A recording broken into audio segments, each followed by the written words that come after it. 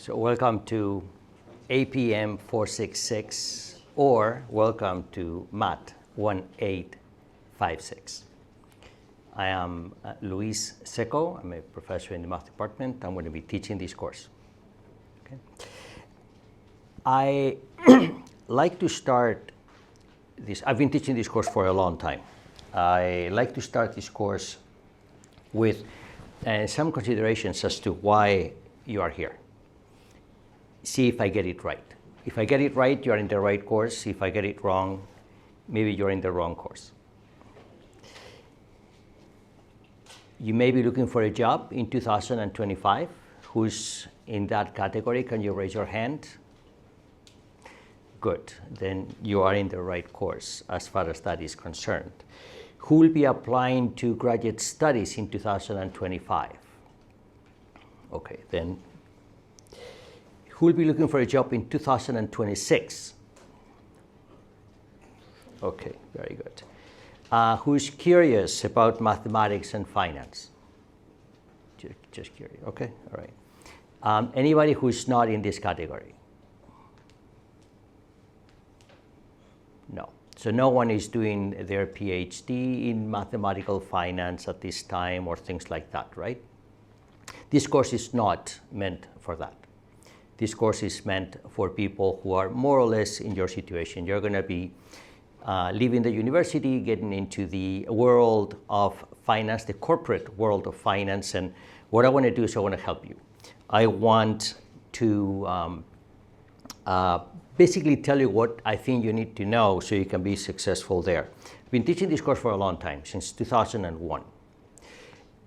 It changes every year. This course is a live course. You will see in more sense than one. I change it every year because the world is changing every year and I have to stay current with how the world changes. I want this course to be two things. I want this course to be useful for your immediate goals, and I want this course to be valuable, which is a different thing. I'm constructing this course so that it's with you, hopefully forever, in different ways.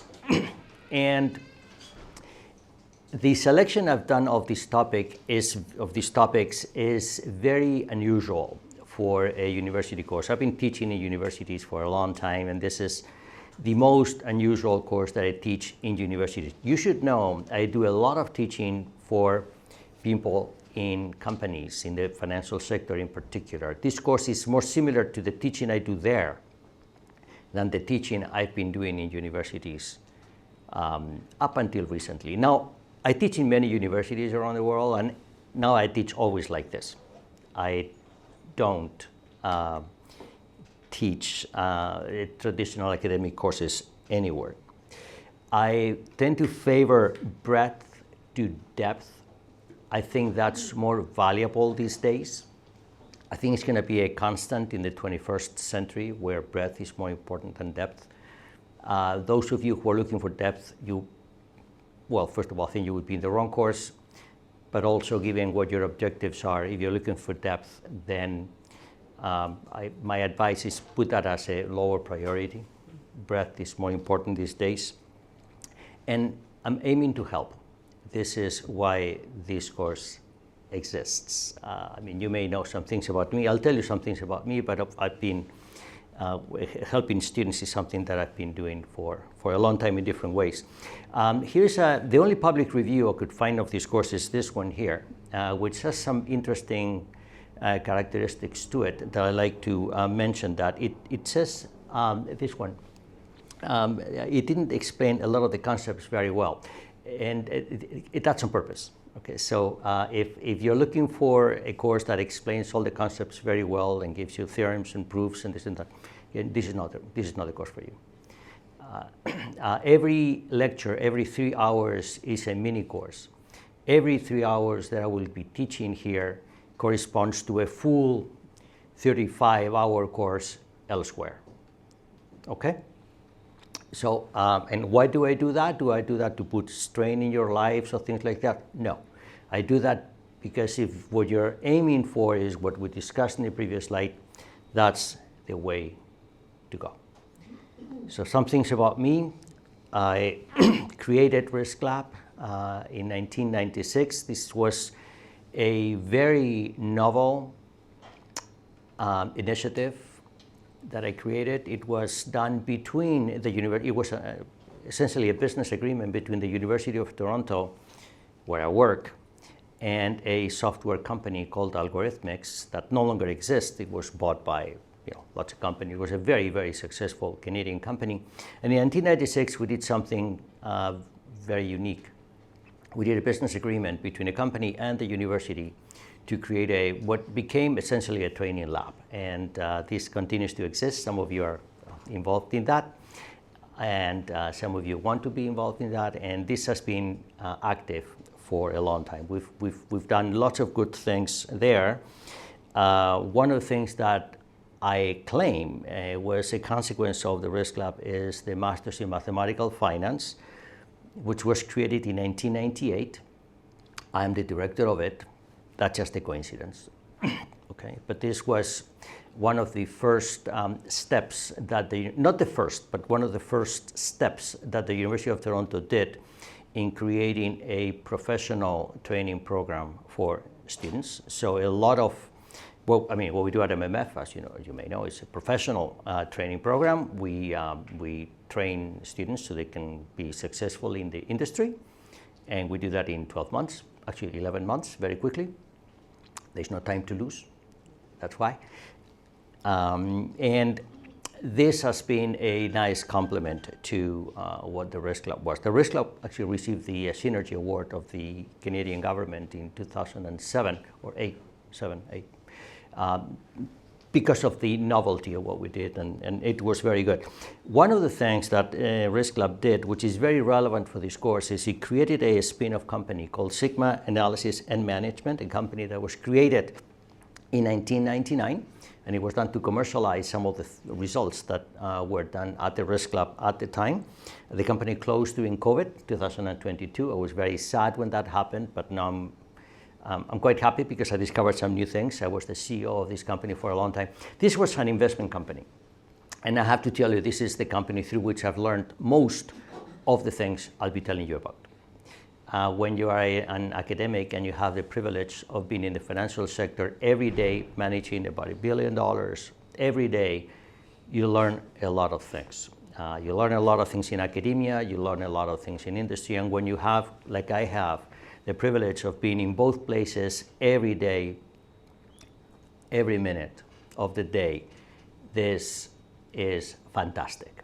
And it is, that knowledge is what I would like to transmit to you in this course. And perhaps that's the reason why this course is not a traditional academic course, because I'm not a traditional academic person. There's a lot of academics out there. I love them all, most of them. I have no reason to be one of them. I enjoy being different, and I enjoy my course being different. And a lot of what I learned at Sigma will come to you one way or another through this course. Recently, I should tell you, I've created something which, I created that as Sigma Close. Actually, I created that a little bit before Sigma Close. There was no coincidence between one closing and one opening up. In fact, I've created the most number of companies since Sigma closed in 2022. I don't know how many, maybe 6, 7, maybe more, I don't know, many. But this might be of particular relevance to you. It's called the FIT Center. FIT stands for Finance, Innovation, and Technology. And what it aims to do, in a nutshell, is all of you know the CFA. The CFA was is a wonderful success story created in 1963 with a vision, which was that the financial sector was getting very technical. Therefore, there was a need for financial professionals to learn financial analysis, okay? And the CFA is, in a certain sense, trapped in its model of success, huge success, and it cannot embrace the new trends which are happening, which have to do with technology, machine learning, large language models, all of that. They can't, because they are too successful doing what they do. So I wanted to grow into that space, and that's essentially what it is. It's an analog of the CFA, but brings all of the technology that people, I suspect like you, could benefit from. It is a program that has been created with 10 financial partners, big banks mostly, or insurance companies, or asset managers. It's been done in collaboration with industry, as I like to do everything I do. And it's there. You would see that some of the slides that I have, they actually have the imagery of FIT, because it's just more comfortable for me to do it that way. So it's a center which is running. We have participants from industry, and if you want to know more, ask me, go to the website, happy to. But I suspect it's going to have an impact on the industry. It is already having it's meant for employees in the industry more than people like you, but I think this year, for the first time, we're beginning to have people who are earlier in their career as a way to get them into the financial sector. Okay. Another thing that I've created that is relevant for this course also is the Center for Sustainable Development at the Fields Institute. The Fields Institute, you may or may not know, is a corporation, which is a Canadian corporation, happens to be located in the University of Toronto campus, although it is not a University of Toronto initiative. University of Toronto is one of the 20 university members of the Institute. Just one, it's perhaps a special one, and is the landlord of the Institute. It happens to be at 222 College Street. You probably know that in mathematics there is no such thing as a Nobel Prize. There is the Fields Medal, and that was created by the University of Toronto mathematician John Charles Fields in the year, actually the whole thing started in the year 1924, so 101 years ago, okay? Actually 100 years and 6 months ago, something he did. And the Fields Institute is part of his legacy. Because of what's happening with the world, sustainable development is becoming many things. It's becoming, as you know, political priorities, but also it's becoming a magnet for money. And that's why it will show up in this course. A lot of fund flows are being directed towards different aspects of sustainable development. Climate risk is one of the main ones, and I don't know if today or some other day I will be telling you why.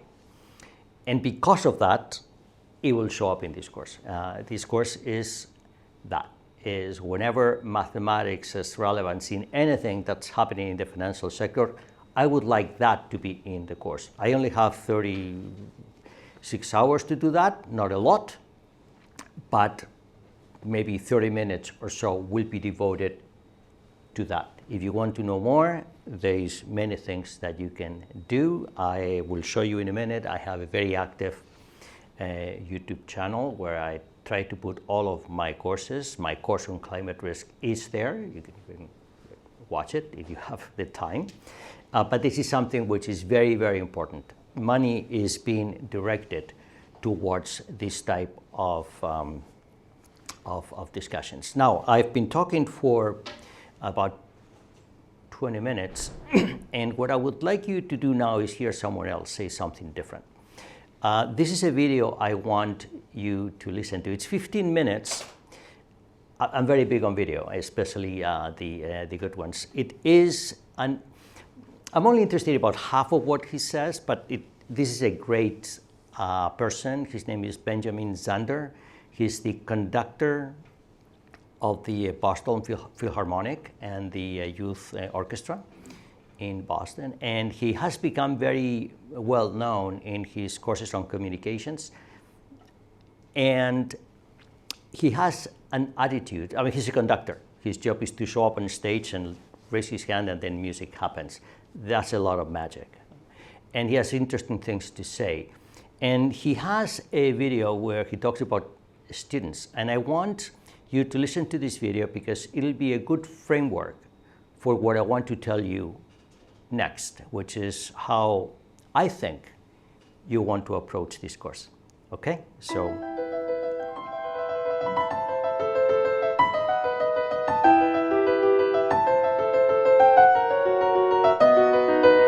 Benjamin Zander has conducted the Boston Philharmonic Orchestra for 20 years.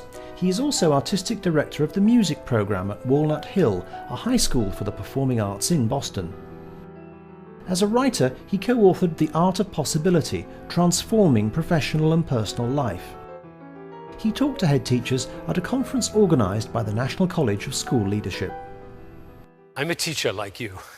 I teach at the conservatory in Boston. I have a class on Friday afternoon. People come from all over the world and they're excited to be there and they're eager to learn, you know. But what's really going on, they're saying, am I better than her? Am I better than him? I know I'm better than her. I don't think I'll ever be as good as him. I hope I can be as good as her. They're constantly comparing and they're measuring. And when they come out to play, let's say the violin, it looks as though there's one person playing the violin, right? There are two people. There's the person who's playing the violin, and then there's another person standing behind the person who's playing the violin, whispering in his ear, you haven't practiced enough. Do you know how many people play this piece better than you do? That difficult passage, you missed it the last time. It's coming right up. You're going to miss it again. That's the voice in the head. And if anybody's saying, what does he mean, a voice in the head? What's he talking about, a voice in the head? That's the voice I mean. Took a moment for you to hear it, right? But that voice keeps talking and talking and talking, and it never stops. You know, sometimes it talks so loudly that it drowns out the music. So my job is to get hold of that voice.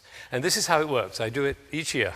I come into my class at the beginning of the year, and there are about 40 students in my class, and I say, after a little bit of housekeeping, I say, your grade for the year is an A. You're an A. That's your grade. And there's one condition. The condition is that they have to write me a letter in the first 2 weeks of the class, of the year. The letter must be dated the following May, when the class ends. So the date at the top is May 2000 of the next year. And then the letter must begin with these words, Dear Mr. Zander, I got my A because. Then they have to write a letter describing who they will have become by the following May to justify this extraordinary grade. And I tell them to fall passionately in love with the person they're describing in the letter.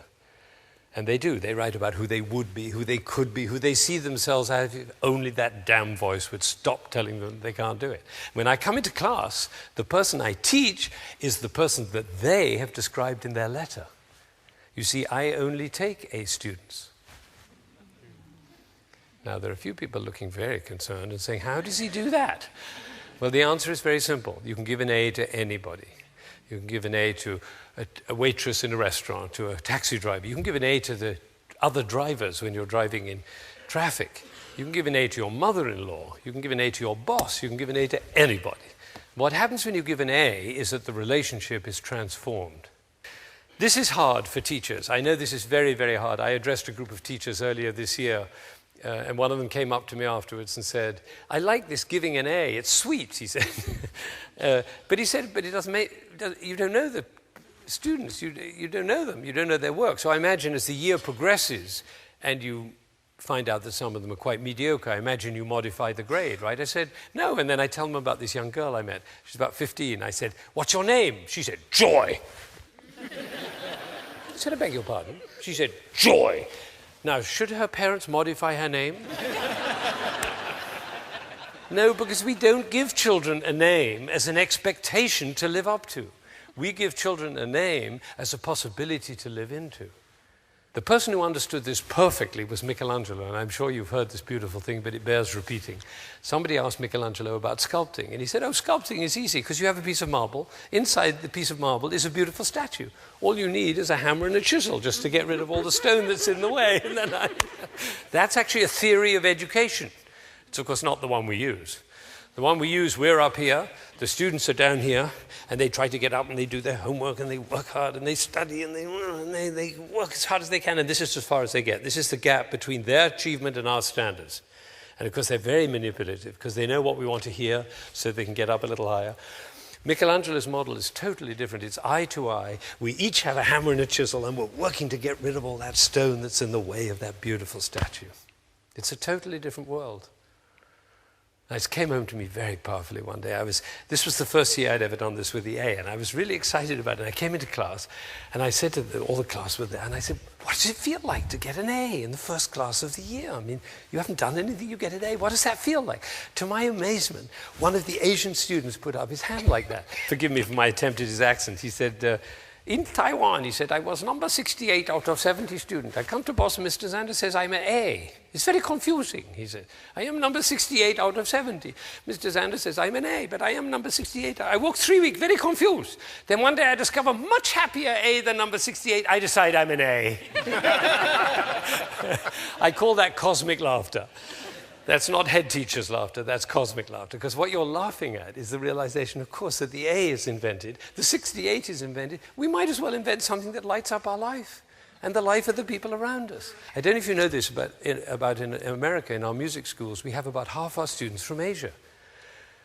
From China and Japan and Korea and Taiwan and Singapore and all these places. And they play fantastically well. They're great. They win the competitions, but they don't speak up in class. And I found out why. I actually asked them. I said, what is this about?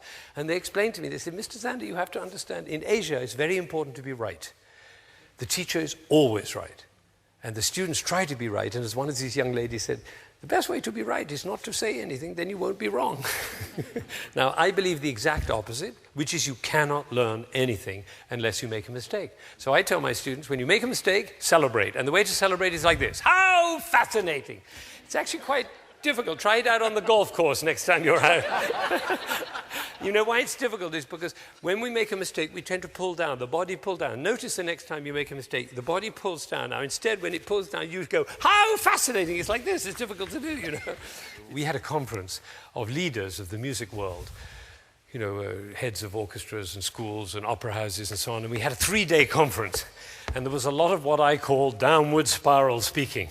Now, I don't know what the head teacher's downward spirals are, but I'll tell you some of the musical downward spirals. The little old ladies who like classical music, they're all dying, so there's not going to be an audience.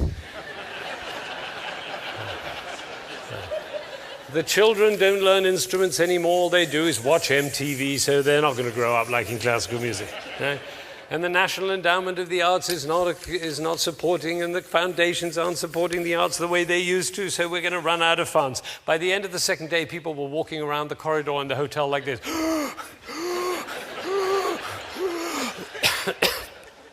Because, you know, everywhere there's downward spirals. You can't get around. I was looking at the Times this morning, and I thought of bringing it in and showing you how many columns in the Times are downward spirals. It's amazing. Every column is a downward spiral. Of course, the stock market, that's a downward spiral. Downward spiral. Also upward spiral. Upward spiral and downward spiral are actually the same thing. Because wherever you have a winner and a loser, you automatically have a downward spiral. So, of course, sports is full of downward spiral, but it doesn't matter in sports because we all go out for a beer afterwards. Yeah. But our educational system is based on a downward spiral because there's nowhere to go from an A but down. So we shouldn't be surprised if our kids look anxious. Sometimes it seems as though there's nothing but downward spiral, which of course isn't true, which is why I asked for another flip chart. Now over here we have possibility, the world of possibility, the realm of possibility, and this is where the vision is. And vision is very important. Vision is really important because, you know, people get confused about vision. They say, oh, so our vision is to be number one. No, that's a goal. Vision, to be a vision, has to be for everybody. Everybody. At this conference, somebody stood up in front of the whole group and said, 3% of the population likes classical music. If we could move it to 4%, our problem would be over. I say everybody loves classical music, they just haven't found out about it yet. How would you walk? How would you talk? How would you be if you thought 3% of the population likes classical music? If only we could. How would you talk? How would you walk? How would you be if you thought everybody loves classical music? They just haven't found out about it. These two worlds are totally different worlds. I had an amazing discovery. This is a really big deal for me. I was 45. I'd been conducting for over 20 years, and suddenly one day I had this kind of road to Damascus event. Eureka! I realized the conductor of an orchestra doesn't make a sound. my picture appears on the front of the CD. But the conductor doesn't make a sound. He depends for his power on his ability to make other people powerful.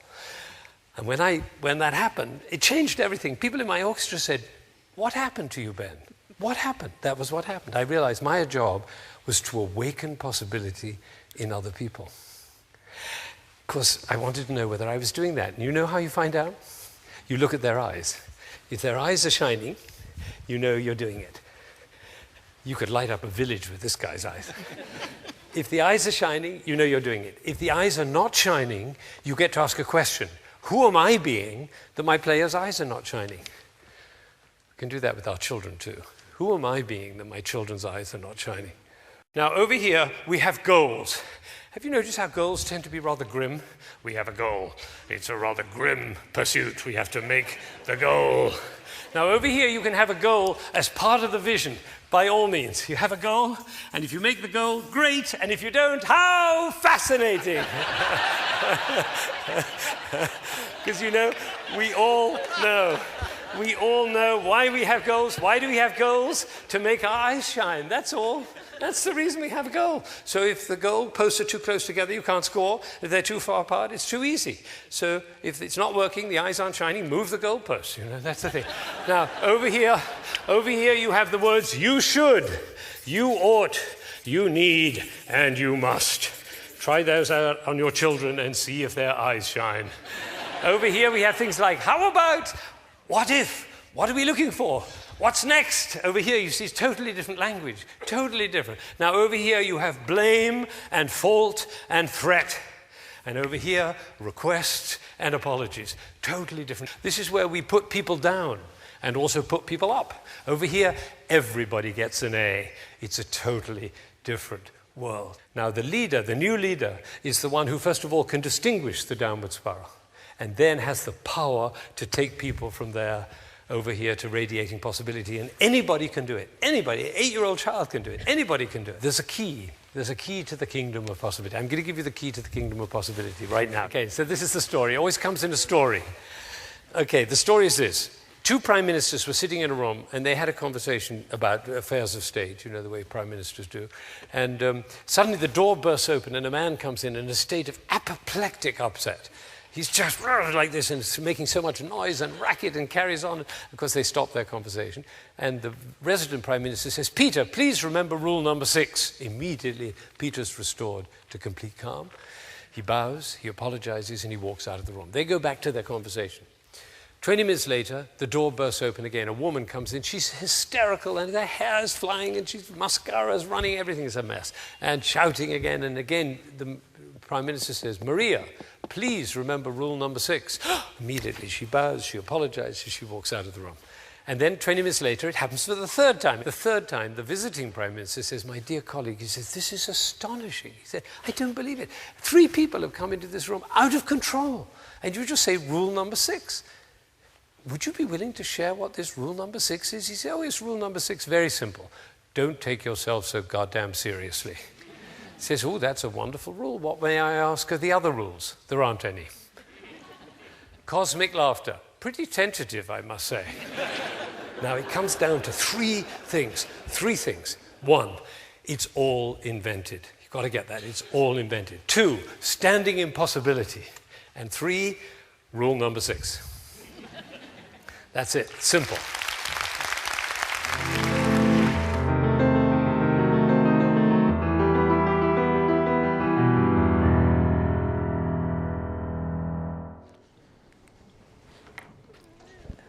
So that's a framework, okay? That's a framework. All right, what I want to do now is, before I start with the topics of this course, I want to show you the website for the course and tell you some of the details about this course. So that's my website. I know that some of you have already been there. This is the website for the course. Yeah, okay. And so there's some technical information. There's the course outline. Let me start with that. The course outline is, can you read that there? Is that big enough? No? No, you can't. But I think you have it. I can make this full screen. It's still not going to be too good. All right.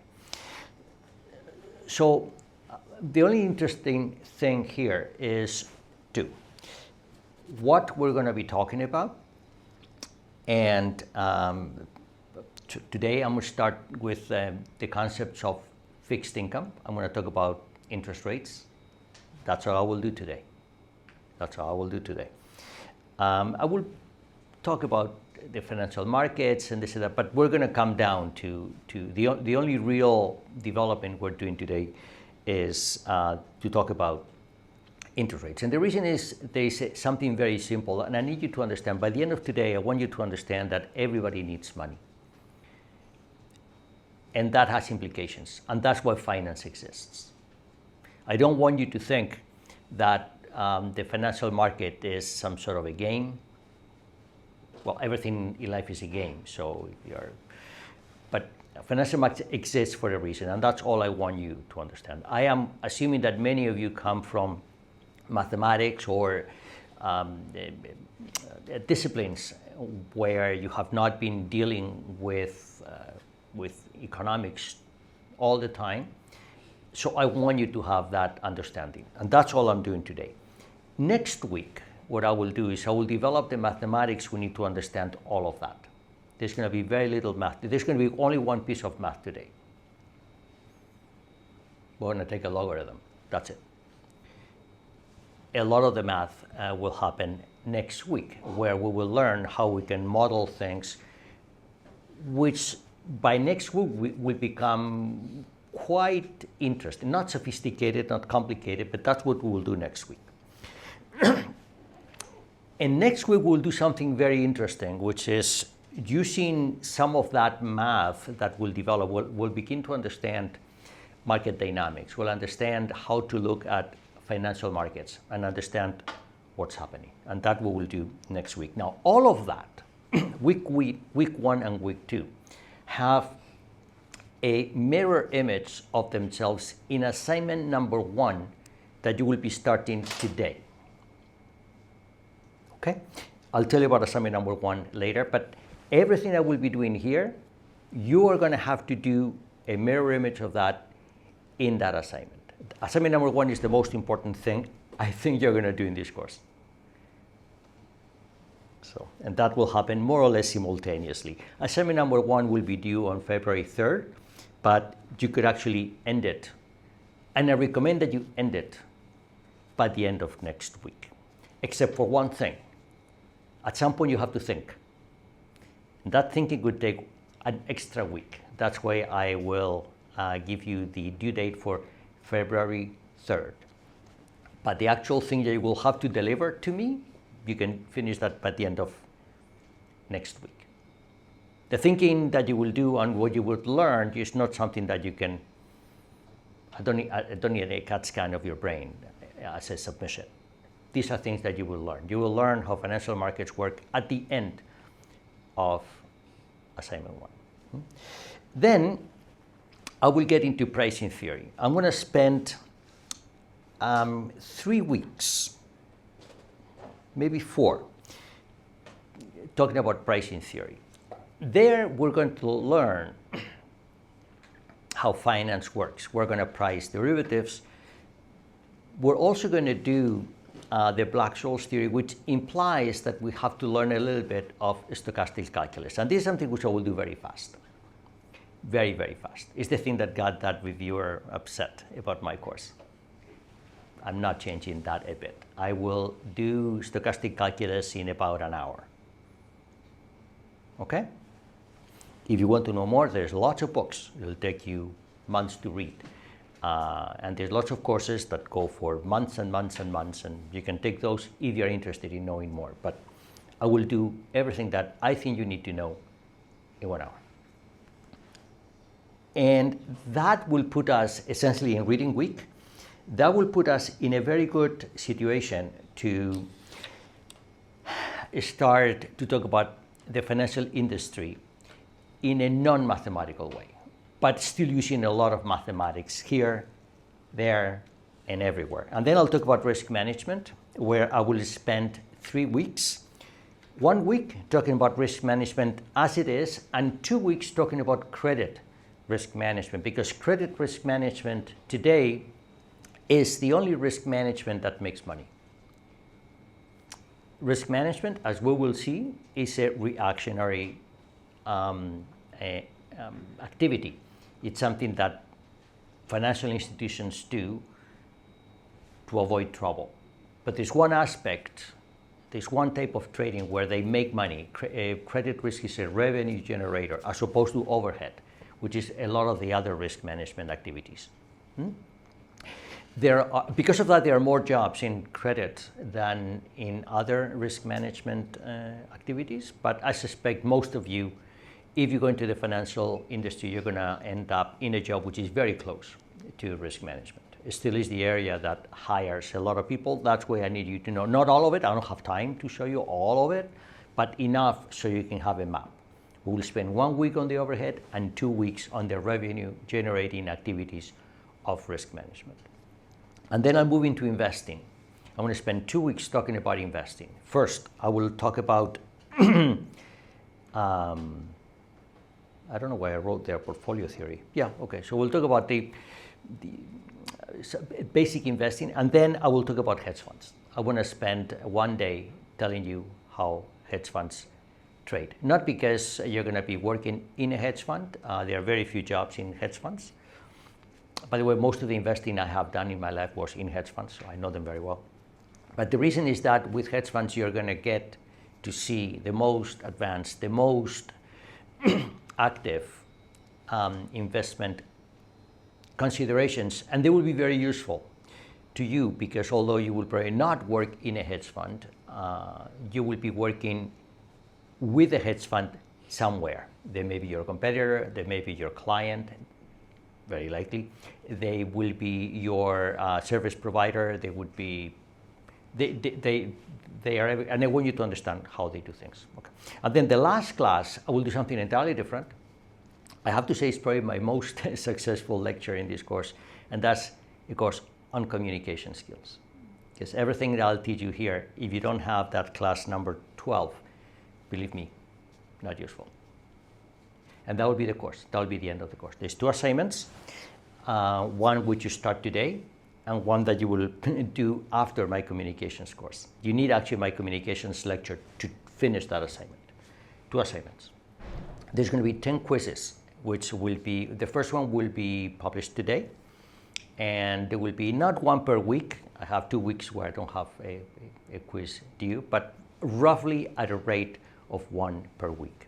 If 1 week you don't get the quiz, please send me a note, because the U of T system has it's very easy to make a mistake, and it's very easy to announce the quiz to a single student, and it happens sometimes. If I don't realize something, I even forget where, it's easy for me to send a quiz to just one of you, okay? So if you don't get a quiz by the end, so I would teach on, if you don't get a quiz by a Friday, let me know. Send me a note. Very likely, it's that's the week I did not intend for the quiz to be. But sometimes it's happened. It happened last year, I think twice, and I only realized at the end of the year it was a mess. Okay, only one student got the quiz assigned. So please let me know. And now for everybody's favorite topic, your mark. What is the marking scheme? Well, I have a formula there. You have it. You can. This is a documentation on the website. You can download. It's also been sent to you by the Quarkus system. What you have to do is you have to do the assignments. This is the bulk of the mark of this course. And then you have to do the quizzes. The quizzes are, I'm not going to say simple, but it's a way for you to keep actively thinking about this course. And that, I forgot, I think assignments are 20% each, and the quiz is 5% each. There's 10 of them, 50%, something like that. And then I have a class participation mark. And that is something which it's only 10%. In some courses, you should know, in some MBA courses, class participation is 50%, 50. Okay? For people in mathematics, for example, this sounds very strange because it's not usually part of And people say, well, what does that mean? Do I have to, raise my hand all the time, this and that? I said, do whatever you want. But if I was you, a nice thing that you would like to have at the end of this course is that I know your name. Why? It's not that you want to be popular with me. Why? How many of you think you may have the need for a letter of recommendation from me, for example? Well, many of you. Wouldn't you like that when you ask me, I remember who you are? Yeah? So I hope that gives you a clue. Okay, by the way, something which maybe someone can explain to me. I don't understand why when I teach online on Zoom, people do not turn on their cameras. I don't understand. If I was you, I will turn on the cameras. I will make sure that I know who you are. Wouldn't you think? But again, it's your choice. I'm not going to force you to do anything. But by the way, this will come up in my communications course. Many people get communications wrong, and it works against you, not in your favor. So this is the kind of course that I want to teach. Now, for years and years and years, I taught this course without a textbook. And oftentimes students say, I wish there was a textbook. And the thing is that I can give you 12 textbooks, but have a textbook for the course? I cannot do it until I wrote one. The only reason I wrote one is because this company, Top Hat, they approached me when they were starting and said, would you like to write a book? I said, well, finally I can fulfill the dream of many of my students in this course, and I can write it. And I did. So this book was written a while ago. It's back then it was a nice system. I don't know if it's a good system. Probably it is. But anyway, they said textbook available on the Top Hat platform. Some people years ago, many courses were on Top Hat. Typical students at U of T had the Top Hat membership. I don't know how it works. I don't know their business model. I don't know their revenue model. But there is a book on Top Hat. If you want to be on that platform and have the book contains some exercises, and then you're going to be marked on that, and that will be part of your mark. But if you don't want to get into the Top Hat, then you don't have to. Okay, so that's why in the end, my formula, you're mathematicians, if you don't understand that formula, you have a problem. Okay, but it is a fairly sophisticated marking scheme, which is I'll take the best grades that you get with Top Hat or without Top Hat. That's why. So the logic for this is very simple. You have options, and the options leads to results, and I take the best of those results. But it's your to-do is very simple on a weekly basis, which is do the quiz, come to class, make sure I know who you are, and there will be 2 assignments that you'll have to work on. In the middle of the course, there will be no assignments, there will be nothing. And if you want to know why, is because it should become pretty clear that your biggest reward for taking this course is perhaps not getting the A that Benjamin Zander was talking about, but you want to be successful in most of your industry, right? So that's going to be your real success. And this course is there to help you achieve that. So how you want to use this course, that's your choice.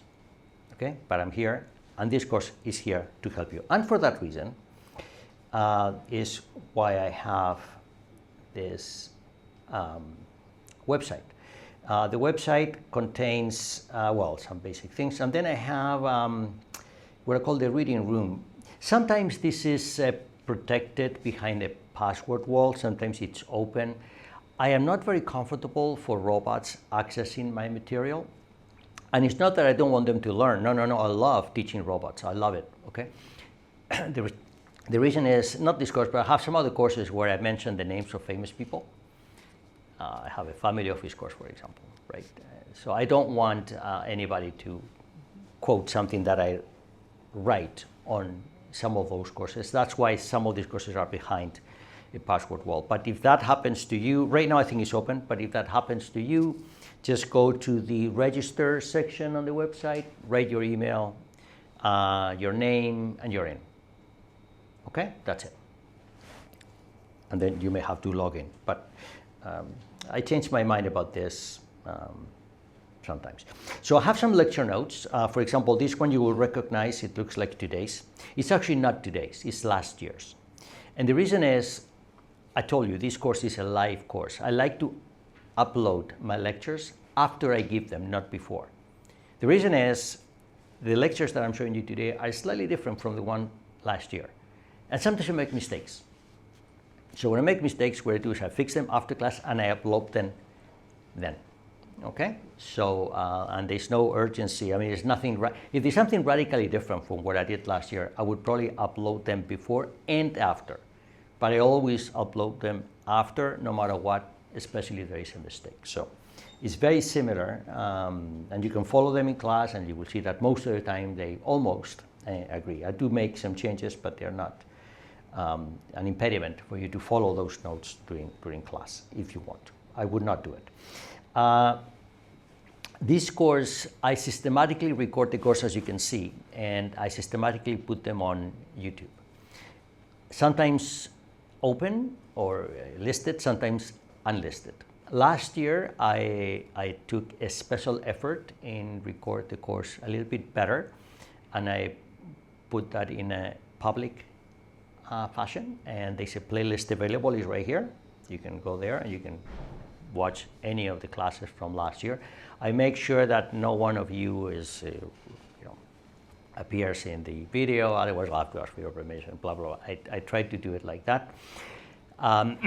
This year I'll probably do the same. I'm not sure. But there will be a new playlist, which is for 2025, APM466, MAT1856. Okay? And then you have it there. The assignments are here. This is the first assignment that you have. You can read. Don't read it now. I'll tell you what it is later, because I'll talk about the assignment later today. But the actual assignment in great detail, I think it's like 3 pages long or something, is there. But I'll tell you today what that assignment is all about. It's all I need you to know today, because you have to start downloading data today. Okay? The assignment will force you to download data every day for the next 2 weeks.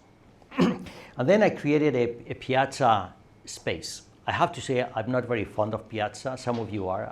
I'm not. It's just another social network for me to monitor. Okay? And it's just additional work for me. I don't find it particularly convenient, but some of you do. So I've created a space there. If you're going to ask questions, use it in any way. It's there, and I will do my best to attend it. There's a TA for this course. Her name is Azin Sharifi. You have her information on the course outline, and she will be there helping manage the questions that come up. Okay? We don't have a very active Piazza space, but sometimes you ask questions, and then especially assignment number 1 gives rise to a lot of questions. A lot of questions. Because it's an assignment which it requires work. By the way, if any one of you figures out how to use ChatGPT to do the assignment, please let me know. Okay? I like to give assignments that ChatGPT cannot do, because if ChatGPT can do it, then why would I ask you to do it? But also because I like to give assignments which are impossible. And assignment 1 is an impossible assignment. The answer does not exist. Okay? But it's an answer that people in industry, they have to use every day. In industry, it's very normal. You need to do something, right? You can't just put the customer on hold because you don't have an answer. You're not going to not trade because you don't know that number to, its 5th decimal significant digit, right? So that's a little bit of what assignment 1 is. There's no answer. Is how you get to the answer, to an answer. Is what your answer is that matters. That's what assignment 1 is, okay?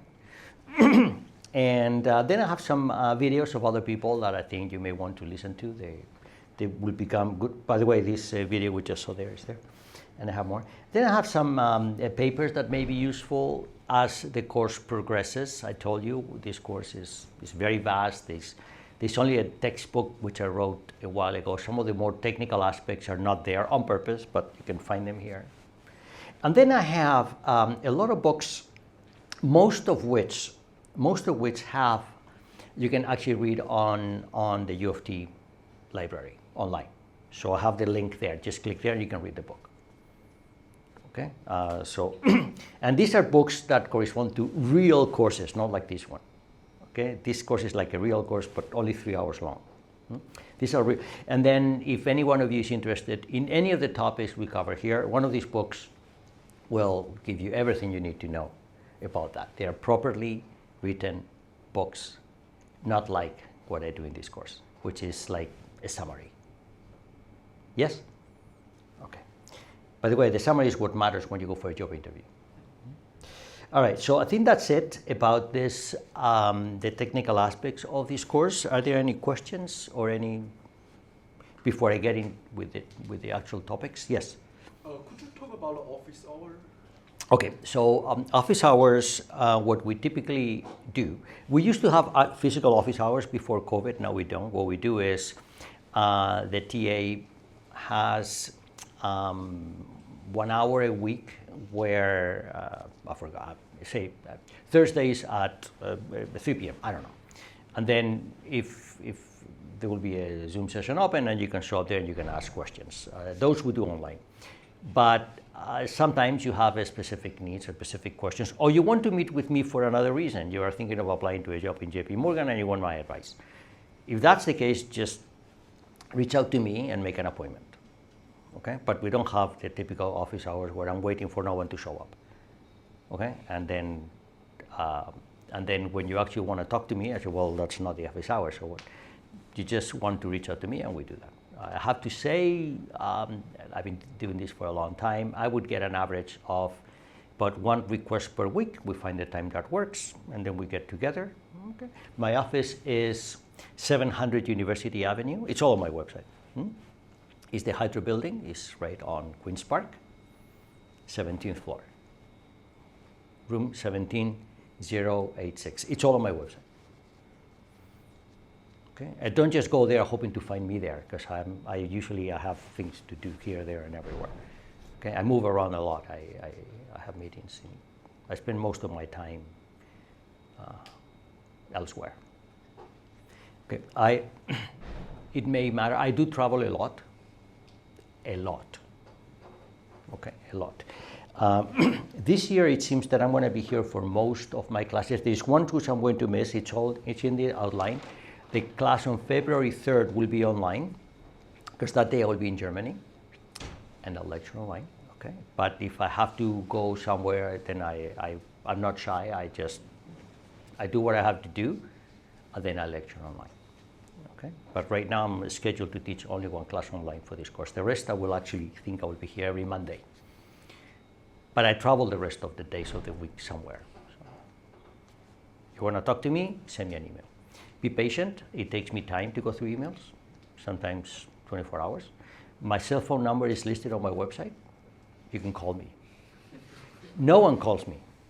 No one calls me. I'm not afraid of giving my cell phone number. No one calls me anymore. Okay, junk calls. Yeah, I get a lot of those, but you do. So, okay, so that's how it works. That's how you talk to me. Did I answer your question? Yeah. Any other questions? Yes. Can you talk about assignment 1 and what the impossible question is? I'm curious. Yes, it's coming. It's coming. I still have almost 2 more hours of class.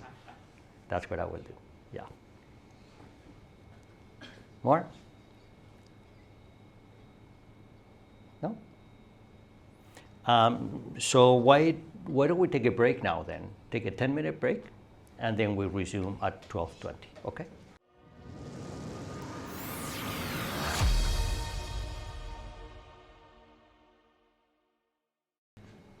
So making an assumption, which is that you may have some notions of what financial markets are all about, but perhaps not a very deep knowledge of financial markets.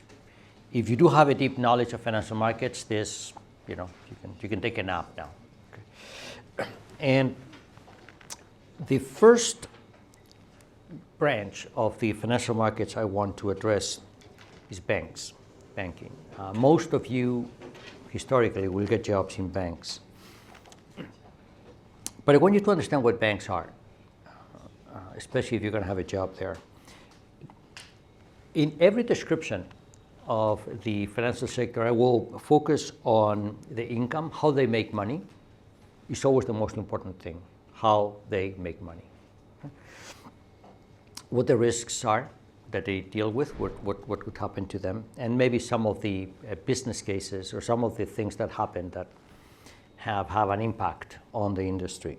In the case of banks, banks like to make money on fees or interest.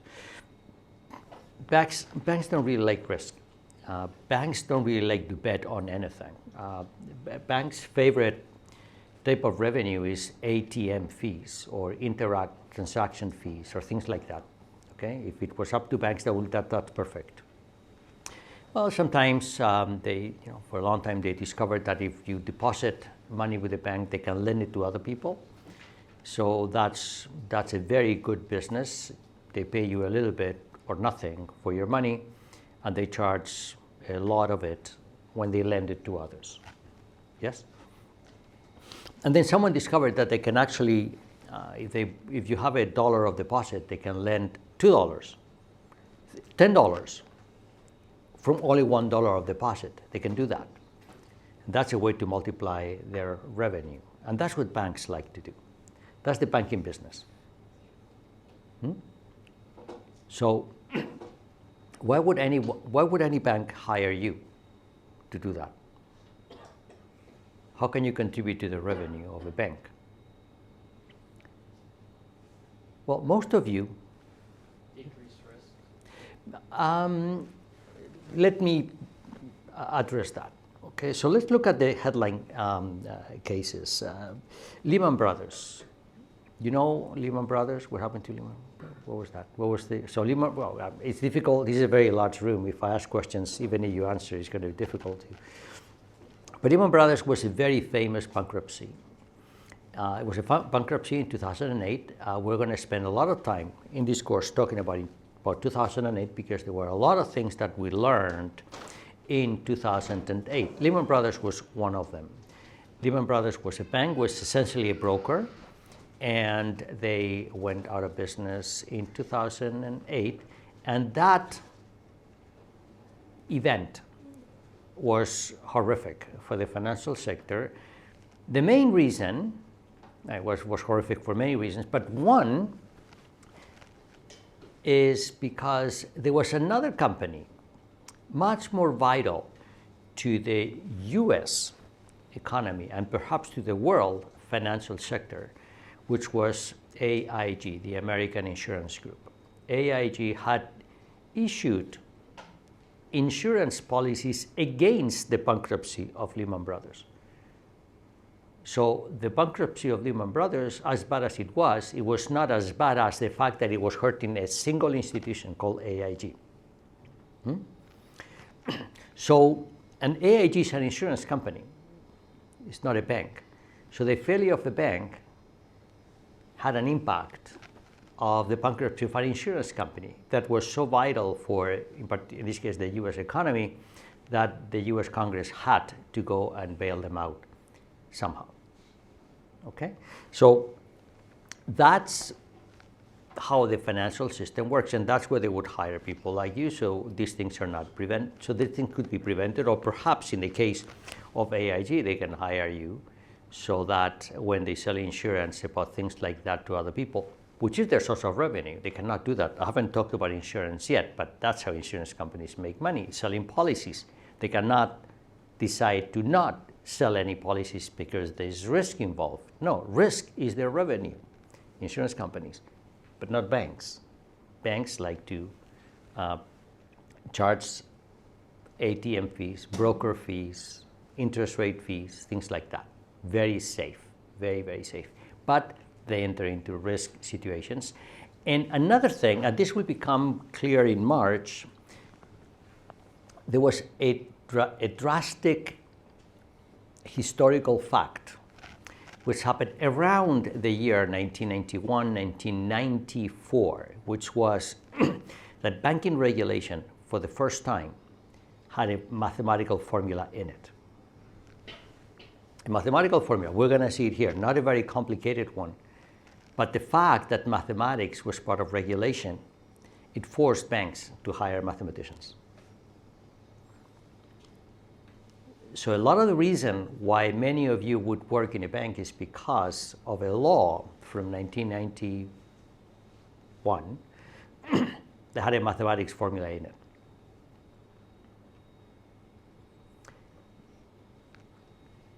I'm not going to say that they're hire people like you so that we can, make more money doing this, make more money.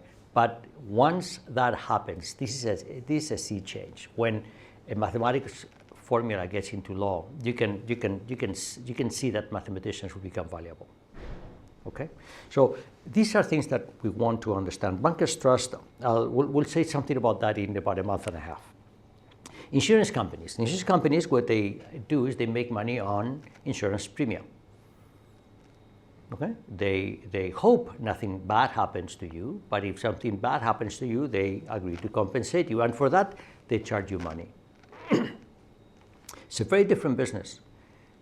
It's a very different business, and how they protect that is, well, I'm not gonna. And the risk is events like, for example, Lehman Brothers going bankrupt, or events which are out of their planned risk characteristics. And AIG is a great example of how that works. Now, this course is, we're not gonna do hardly anything having to do with insurance companies.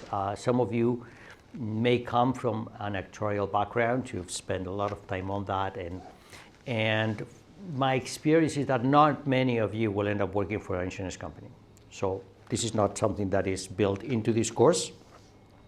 The next sector is the asset management sector, and that's very big in Toronto. It's actually very big in Canada. I would say Canada is better known for its asset management sector than for its banking sector. Apologies to CIBC and Royal Bank and this and that, but the fact of the matter is that Canada Pension Plan, Ontario Teachers Pension Plan, our pension plans in Canada are some of the best in the world. And they attract some of the best talent in the world. And many of you will end up working there. Some of you are working there, right? And that is very relevant for this course. That's why I will spend a lot of time on asset management in this course, because I suspect it's very relevant to you as residents of Toronto that would probably want to work in Toronto. If you're going to New York, I would say the asset management sector in New York is not very big, although BlackRock is there, but their banking is the big thing. Okay, so it depends on where you are. You have to be aware of the financial sector where you're aiming to find jobs. If any one of you is aiming to go to New York, my advice is pay a lot of attention to anything dealing with banking in this course and in your life, because New York is the banking capital of the world. It's not the asset management center of the world. I would say, I've argued in public that Toronto is. Okay? Now, which are the risks? Well, sorry, first, how do they make money? How do they make money? Asset managers, how do they make money? They charge fees. They charge fees. So all of you, or sorry, most of you are contributors to the Canada Pension Plan. Yes? If you've been paid by anybody, there is something called a CPP, a premium or something like that. So you contribute to that. Where does that money go? That goes to a certain organization called the Canada Pension Plan Investment Board. By the way, it does not go to the government, not even close, okay? But it goes to an organization whose job is to collect all of those dollars and cents, and together it's in excess of $500 billion right now, and what they do is they manage it to make sure that it grows. And that's used so that when you retire, when I retire, they pay us a retirement income. So their job is to collect that and make it grow. And to make it grow, they invest it. We're not going to see today how they do the investments. This we will do in March. We'll spend time talking about that, how that works. But that's what asset managers do. How do they get paid? If you work at CPP, if you work at teachers, how do you get paid? A portion of profit. Well, you will not be paid a portion of the profit. You will be paid a salary. Okay. The salary will come from the income they have. And there's two models. There's the public model, which, for example, Ontario Teachers or Canada Pension Plan, they have a fee, a fixed fee that they are paid from all of the funds that you contribute.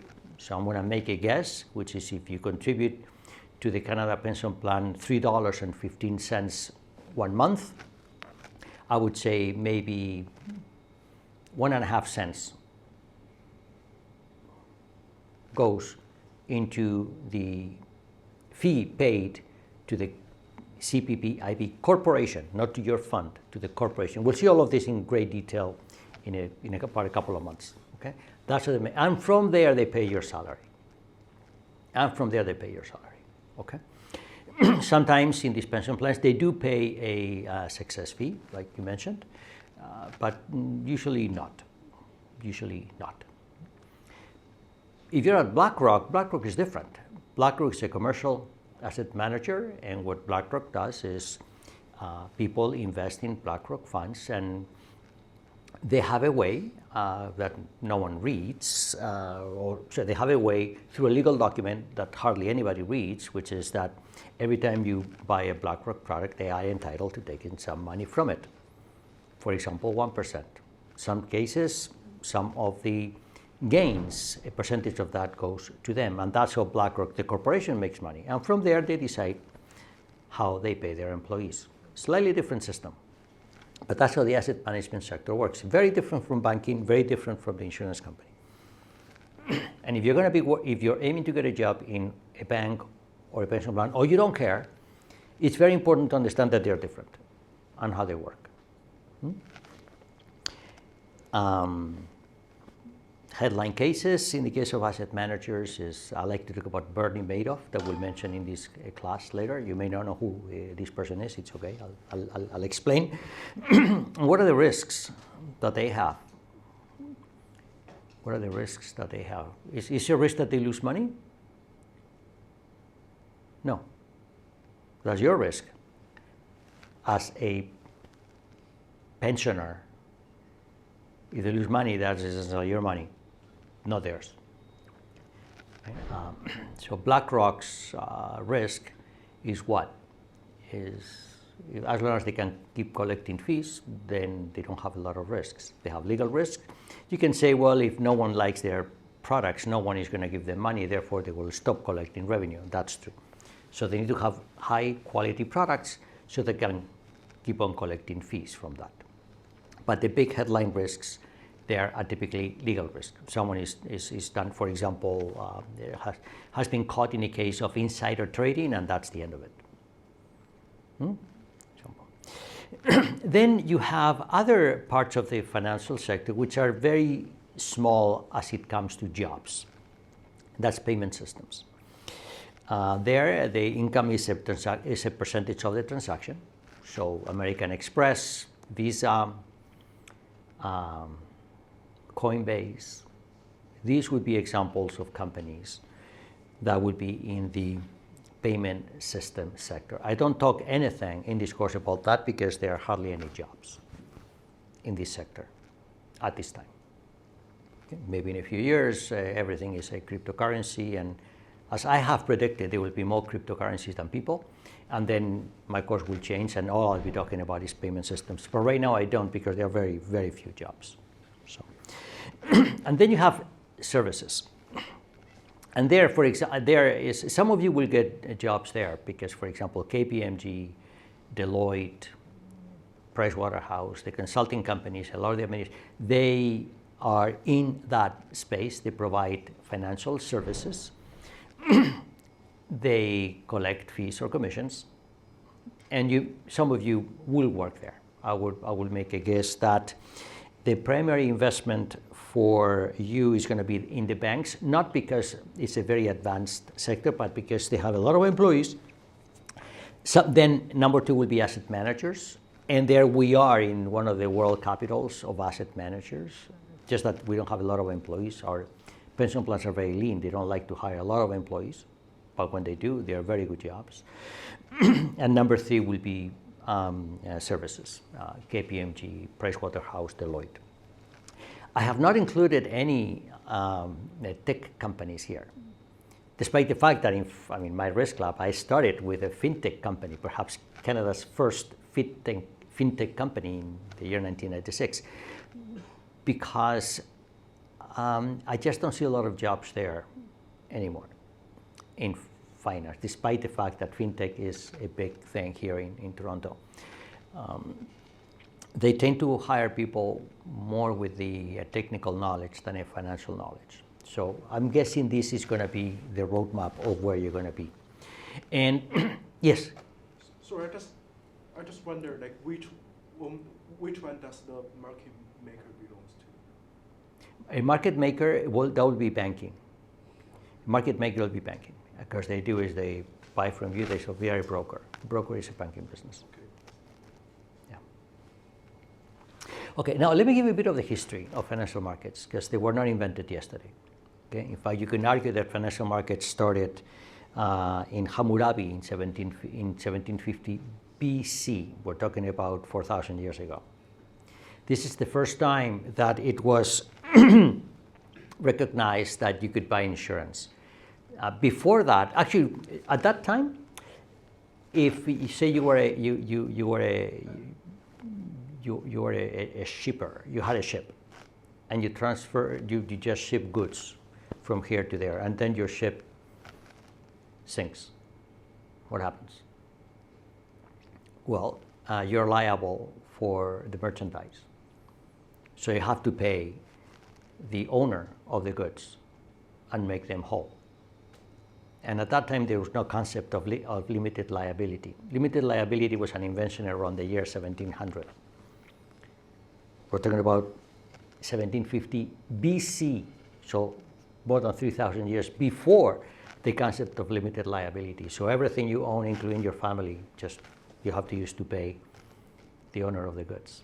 And that's when insurance was invented, introduced by Hammurabi in the code for the first time. Okay. By the way, the concept of limited liability that was created around the year 1700, one of the first examples of that is a company that you know very well, the Bay. You know the Bay Company? Have you seen how proud they are, what year it was established? Have you seen that? You go shopping there? What year? 1670. 1670. One of the first companies created under this new legal system, which is limited liability companies. And the reason that was needed is because for the first time during the Industrial Revolution, people needed to get together to start enterprises. You just couldn't do them on your own. They became too big. That's why they're called companies. And by the way, what was the business of the Bay, you know? It was fur trading, yes. In particular, I think it was otter fur. Became very fashionable in Europe, and then some, I guess some, a British gentleman, they decided to get together in one of the gentleman clubs and say, why don't we go to this new place they found. I don't know if the name Canada was coined at the time, but it was at the Georgian Bay. That's where they were going to get the animals to get the furs that had become fashionable in the clothing industry in Europe, and that's how the Bay was created. The whole name of the company is a very long name, the fur import company of the Hudson Bay, or something like that. Now, the Bay. Very, very interesting. But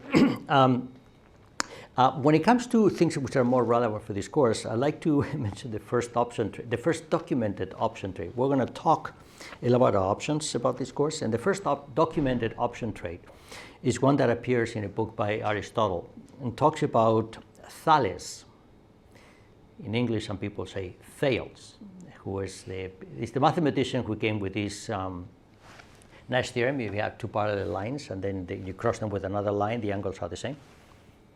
So that person was walking one day and saw a very big olive harvest and had an idea to go to a local mill owner and buy the right to use the mill one day in the future. So, oh, you pay me now to use my mill in the future? Sure, it's a good deal. And then when he saw the olives going into the mill and mass, said, well, now it's my mill, let me operate it and I keep the revenue. That's an example of an option trade. We're going to see a lot of option trades, but this is the first one that's documented. And this is the explanation given by Aristotle. And this may not look like math, but the whole objective of this course is to find math everywhere, is to find math wherever math will give us an advantage. And something that I will say is, in preparation, to those of you who are mathematicians, is math is a great set of toolboxes that you can use, but it is never going to be the deciding factor. Math is never the deciding factor. Okay? The deciding factor is always the market. You have to understand what the market wants. In this case, it was the olive harvest, and that's what Thales, whatever calculation he did in his head, well, that was great, but it didn't have that dominant role. And it's going to be the same every time we go through our analysis here.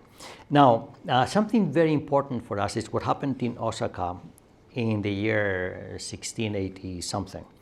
And that was the creation of the rice exchange. It's the first exchange, financial exchange that was created, established 1697. So that was around the time that the pay was created, around the time. But so all of these things happen more or less at the same time, and that goes to this, not the serendipity, but perhaps a reflection that things were evolving at the point where these things were possible. When you have rice, you have consumers and producers, and they were subject to the fluctuations of the price of rice. If there's a lot of demand, the cost goes up. If there's a lot of supply, the price goes down. And someone had the idea that you could, through an auction mechanism, you could agree on the future price. Now, this part is not new. This part is not new. This is what technically we'll call a forward contract in this course. That was not new. What was new is that there was an institution created that took the risk of payment. In other words, when you go and participate in the rice market, your counterparty is the exchange, is not the buyer or the seller. And that what changed everything. This is what gave rise to the stock markets.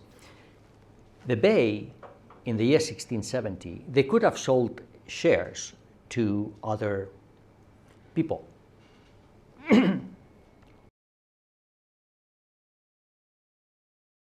Agree, they get a lawyer, they sign a document, and off you go with your new shares. The London Stock Exchange was created a few years after that. And after the exchange is created, it's easier to buy and sell shares because you don't have to find the owner. You don't go to the owner, you go to the exchange, and the exchange takes care of that. Okay? So these things matter because they change the way these transactions happen. Now, this is perhaps too early to tell, but there's a new derivative that was created last year, 2024. A new derivative as recognized by the Securities and Exchange Commission. It's rare that we live and say, well, a new security, what do you mean? Weren't they all created already? No, there's a new security created, and that is a carbon trade.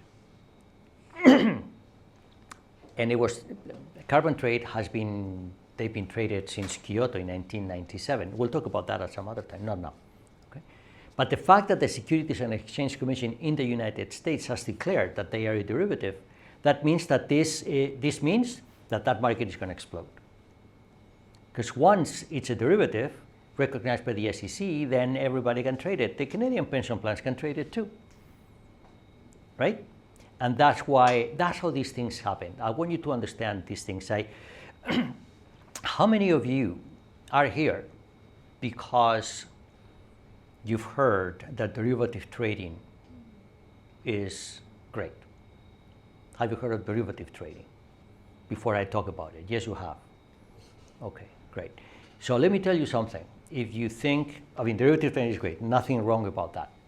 But for someone to become interested in derivative trading professionally today, you're 40 years late. Because derivatives were traded for the first time where it was easy to make money in the 80s. And it's coming up, okay? I'll give you the whole sequence of that. So my advice to you, you're very young, my advice to you have to be, more than anybody, forward-looking. More than me, forward-looking. Because you want to be where the puck is going. You don't look for a job 30 years ago. And that's how I want you to understand all of these things, right? So after Osaka came Chicago, and Chicago had a brilliant idea. Cereal was being traded all over the US Midwest and the Canadian prairies. Winnipeg was one of the main markets for that. So was Minneapolis. But then one city had an idea. I said, why don't we do paper trading? Instead of exchanging those bushels of wheat, why don't we just do the transactions here? Paper travels very, very fast. You had the telegraph that you could use to trade long distances and agree on prices. And that's what Chicago did. That's a $1 trillion idea. You see that? And then all of the other markets, they just went down. If someone in Winnipeg had had that idea, then we'll be talking about Winnipeg as the center of the commodities world, but it's not. Chicago was. Another example of how you want to anticipate how this thing happens. So that's Chicago, another example of major development. Okay? Stocks were nowhere to be seen still. Wheat was far more important than stocks. Okay? Stocks came later. Stocks came later. And to talk about stocks, I'm going to actually tell you about the last 100 years of evolution, how this thing evolved in the last 100 years. Around 1930 was when the creation of value investing came up. That you may know what value investing is. We'll talk about that in March, no problem. But that was perhaps the first time that quantitative analysis was brought into the financial sector. Up until then, you can imagine what it was. It was very, very simple. But the reason, and I want you to be aware of this thing, this happened because at that time is when accounting was developed to the point that we know it today. Accounting is very old. It's more than 6,000 years old. The Egyptians were doing accounting already. How can you thrive without accounting? But accounting at the level of accuracy that we know today, that happened at that time. So if you have accounting, then you can start to introduce quantitative methods, and then you can start to have considerations which go beyond what people were able to do at that time. Another example of innovation. So be aware of that. Accounting created that. Accounting is wonderful, by the way. I don't know what your opinion is about accounting.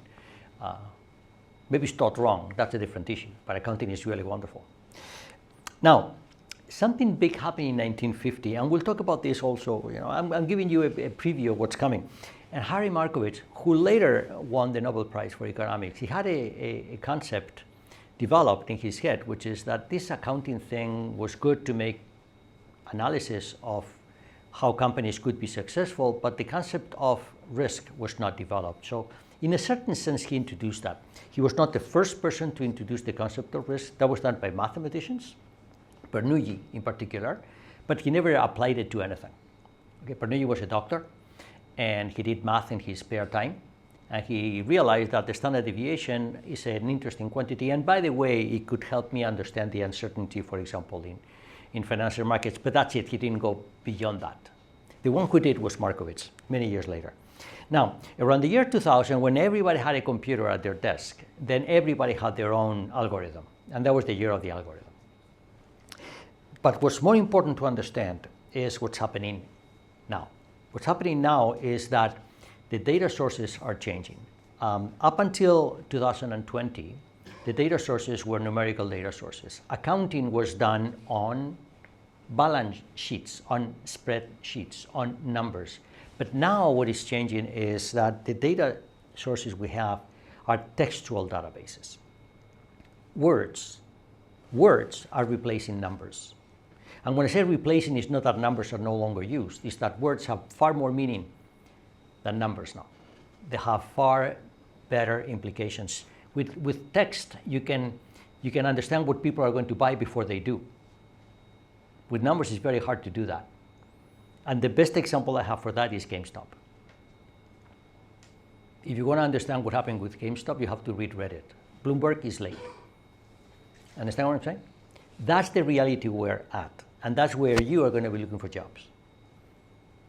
And that's why I will spend as much time as I can to try to explain how, in particular, large language models can have an impact on traditional markets, but also on the new markets that are being created. I mentioned carbon credits. This is a new market. It's being created, and I am sure large language models will end up being dominating that, which is something that very few people outside of this classroom understand what I'm talking about. That's your edge, and I want you to understand that. The best example to understand that. Now, if another, this is my own recipe. I recommend to you do something similar, which is when I like to understand something, how advantageous it is, I like to look at what data it consumes. Look at the data inputs. If the data inputs of anything are simple, very likely that's not going to be competitive. But if the data inputs are significant, then it will be competitive.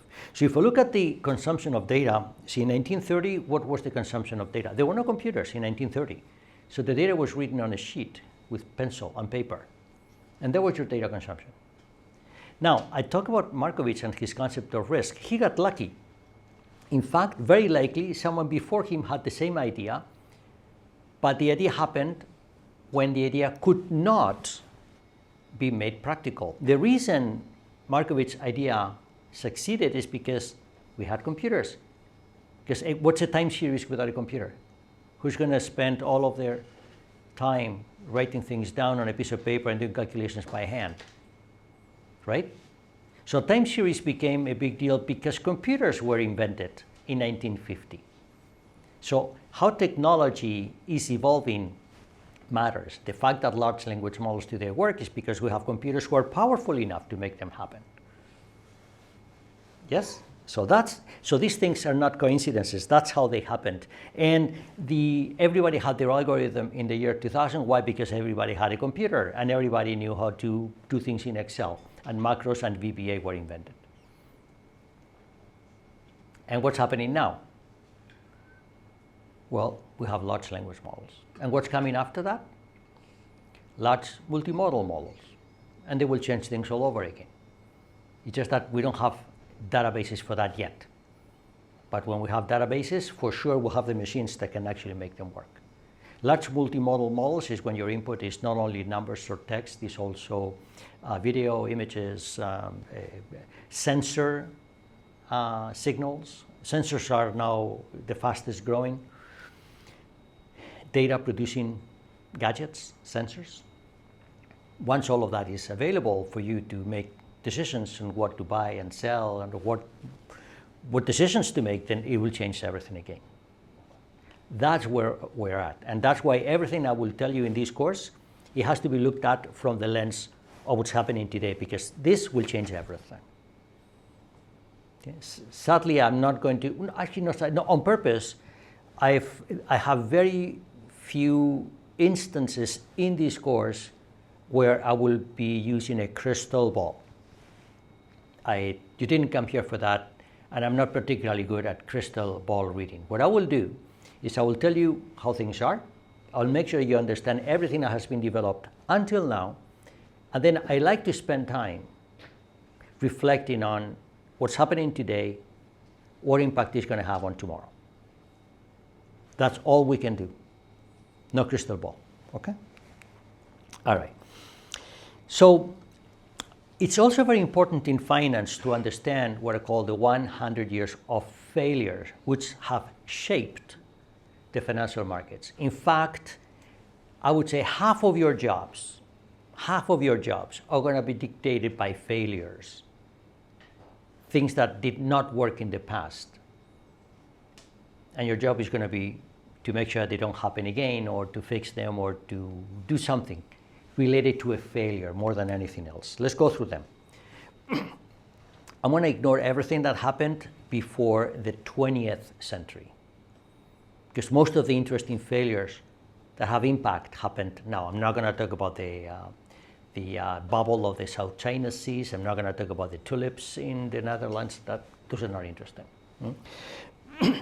They are much more important for you to understand if I look at what's happening in the 20th century. So the first failure was the 1929 crash. It's very important to understand it. Do you know what I'm talking about? 1929 crash? All right. So what happened there? I'll give you some facts. Stock trading became popular. Everybody was buying and selling stocks. It was the thing of the day, the thing to do, not just Rockefeller.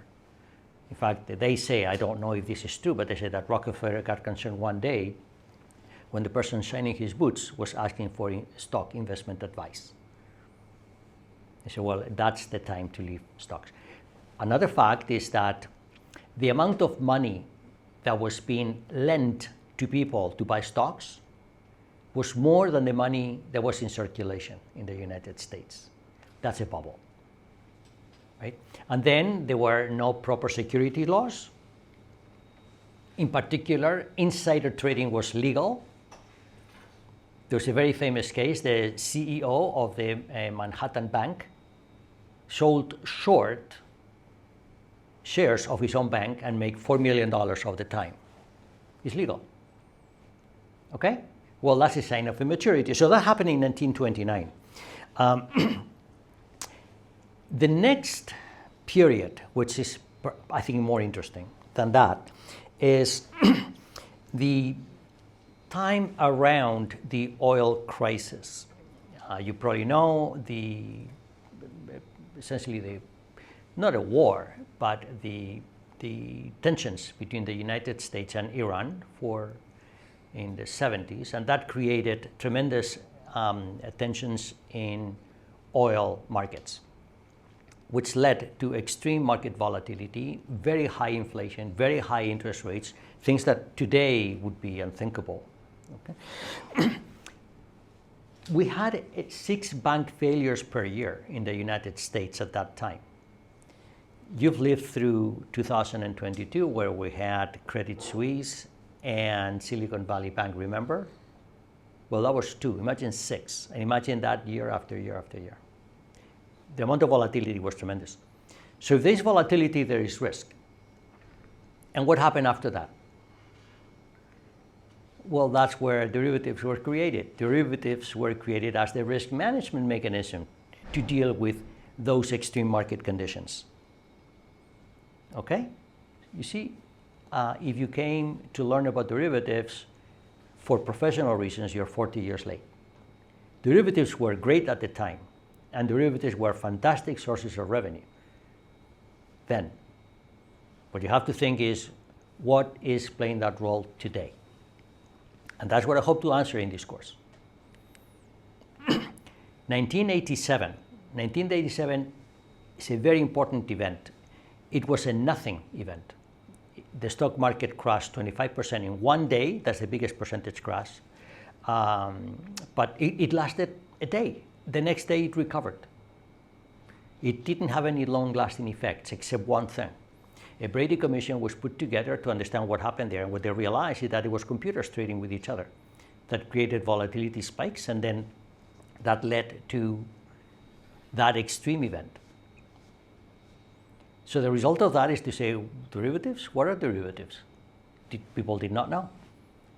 and then say, well, then we need to regulate this. And what derivatives have, and we'll see this very clearly in this course, is that they are nonlinear instruments.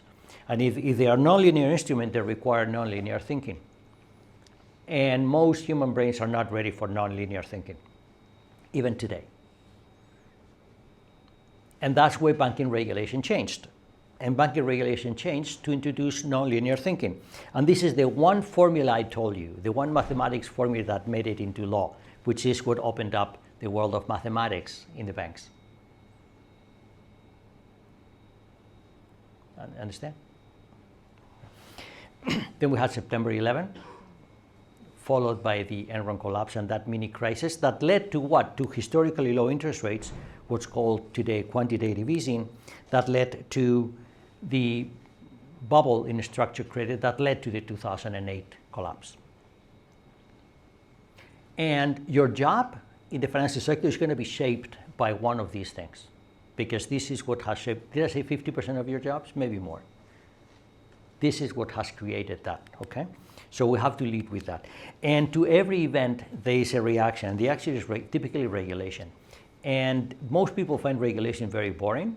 I'm not going to say that it's very entertaining, but regulation is what, again, will be creating most of the jobs you're in. So it's very important to understand that relationship. 1929 crisis gave rise to the Securities Act of 1933 that still today regulates every actor in the financial sector, in the asset management sector. Like Canada Pension Plan, you have to know the Securities Act of 1933. It's still in place. Enron gave rise to the Sarbanes-Oxley. We're not interested in that in this course. 2008 led to the Dodd-Frank that Trump got rid of. Obama put it in and then he got rid of it. We don't have an event that gave rise to data regulation, but very likely that will come. And you will be very well prepared for that, because for that you're going to need people who understand data. One of the jobs that I urge you to take into consideration, because I suspect they're going to start to arise, is jobs in government as regulators. Because very soon, today we need regulators that are technically trained, but that is not happening yet. But I suspect it's going to be happening. And when that happens, we're going to need data experts to do data regulation. COVID-19, things like that did not give rise to regulation yet, although they may, we don't know. And climate risk is already giving rise to changes in regulation. There is Article 2.1c of the Paris Accord, which says that financial flows will be consistent with a reduction of greenhouse emissions. That's a clause that was agreed by 193 countries. And if it says financial flows will be involved, that's a signal to every bank, every insurance company, every asset manager to participate. Because that's where money is. And that's why that will have an impact on your jobs too.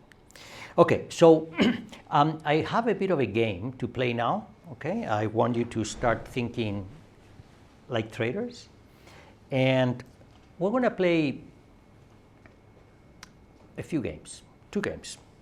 In game 1, I'm going to give you 2 choices. Some of you have played this game, I know that, okay? But I have something to say here. In the first choice, you're going to make $900 for sure. But if you chose B, you're going to make $1,000 with a 90% chance, and you're going to make no money with 10% chance. Okay? Yes? Understand? Let me ask, who will choose A? Okay, let me ask, who will choose B? Okay, it's about right. I think usually it's 10%, so you're a bit more of the, choice B is about 10%, so you're, let me change games now. In game 2, you're gonna lose $900 for sure, or you can choose B, in which case you're gonna lose a little bit more with a 90% chance, or nothing, you go home free with a 10% chance. So on game 2, who chooses A? It's more or less the same people. Who chooses B? There you go. Okay, so what is that telling us? I want to draw some conclusions from here. What is that telling us? They seem symmetric situations, right? Anybody can explain mathematically where the choices are different? Well, I don't know about mathematically, but like psychologically. Yeah, it's psychological. It's completely psychological. Yeah, the human brain is a risk management machine, and says in case B, no, I don't want to lose. I'll gamble, but I don't want to lose, right? By the way, if you want to understand people's attitude towards climate risk, that exactly explains it, right? You prefer to gamble. Maybe it's not true, right? That drives decision making.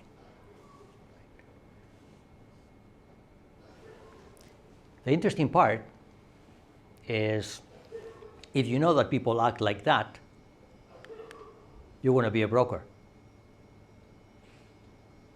right? Of course, this is a brokerage that you don't make any money. You just give money to people playing this, to people playing that. But sometimes in life, these are choices that you have. You don't have to, no, I don't want to play. No, you have to play. We'll see examples of that. This is what investing is. And then you act as a broker, say, well, they choose A, they choose B, right? Then you collect a fee. That's what trading is. And you want to be the bank.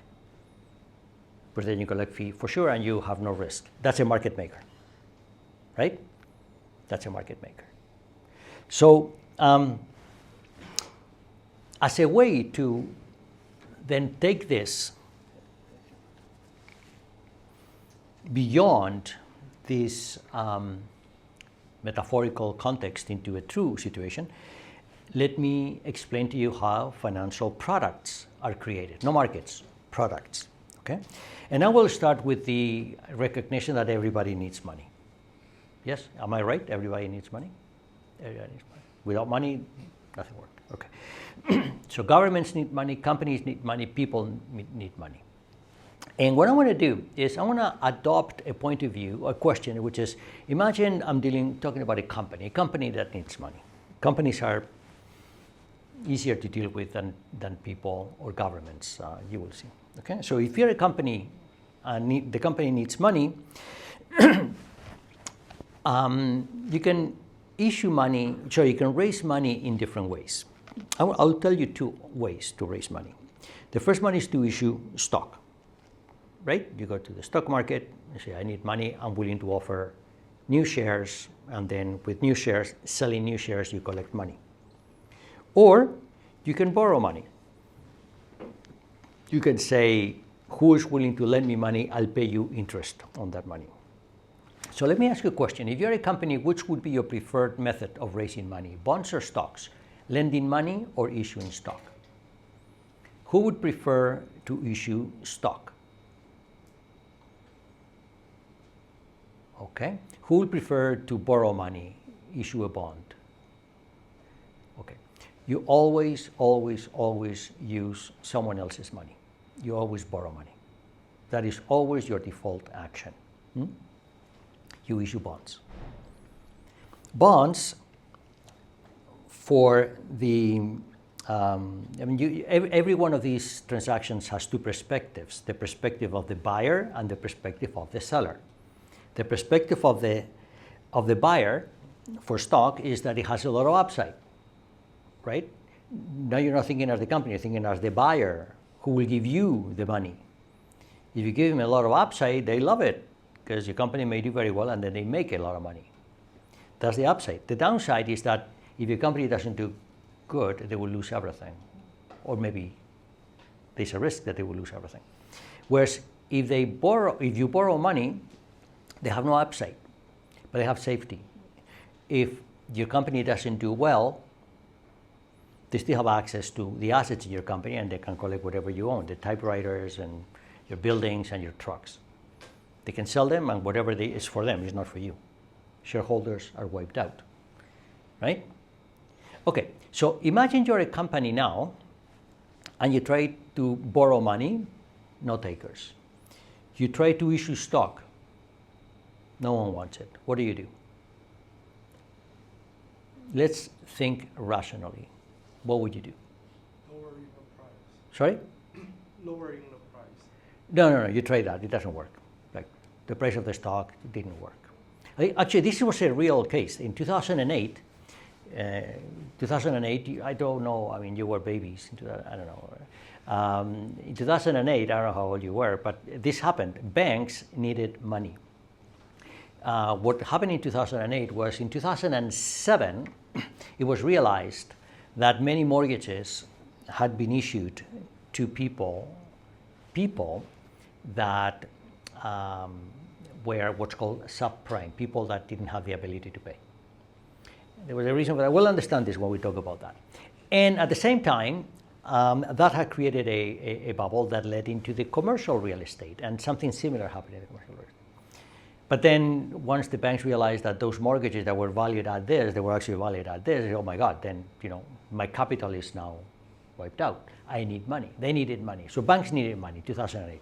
To make a long story short, banks needed money. First thing they did is they tried to issue bonds.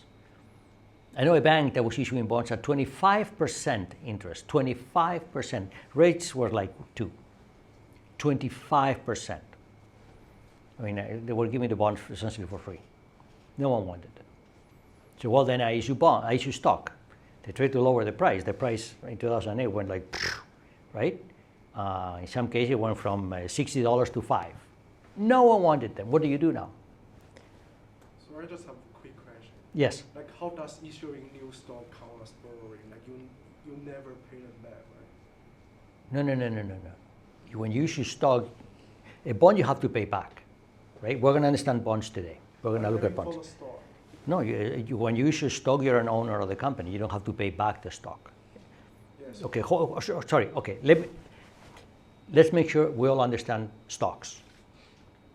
What is a stock? A stock is a title of ownership. A stock is a title of ownership. If I issue stock in a company, then you're an owner in the company. If I could issue stock on a person, that's illegal, you cannot do that. But if I could issue stock on a person, then you will be part owner of me, for example, right? You don't have to pay back, it's just you're the owner.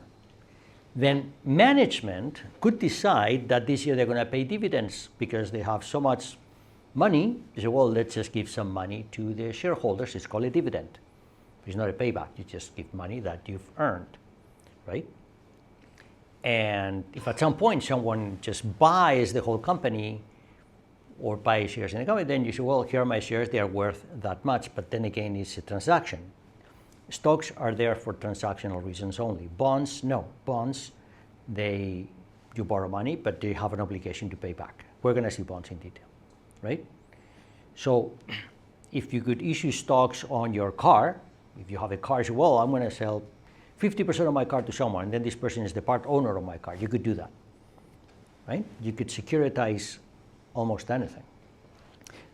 When it comes to banks in 2008, banks, of course, they were traded in the stock exchange, so they could issue stock kind of easily, and that's what they did. They issued stock, but no one wanted the stock, and that's where the stock went down and down and down. It was so low at some point, they said, well, you were not going to raise money that way, because once the stock is very low in price, you have to issue even more. So in the end, that dilutes everybody, and no one wants to be diluted, and everybody's unhappy. So I said, well, that's not going to work. That's not going to work. So this is the situation that banks were in 2008. Try to issue bonds, didn't work. Try to issue stock, didn't work. What do you do now? I need you to think like financial people now. You borrow money from the people who deposit money in the bank. No, don't go there. No. Many reasons. Your lawyer won't let you. No. Or you issue bonds and then that can be potentially converted to something like stock. Exactly. Thank you for that. That's what you. But this is how you think about that, right? See, if I try to issue one thing that has some good thing, some bad thing, didn't work. Then I issue something that has some good thing and bad thing, it didn't work either.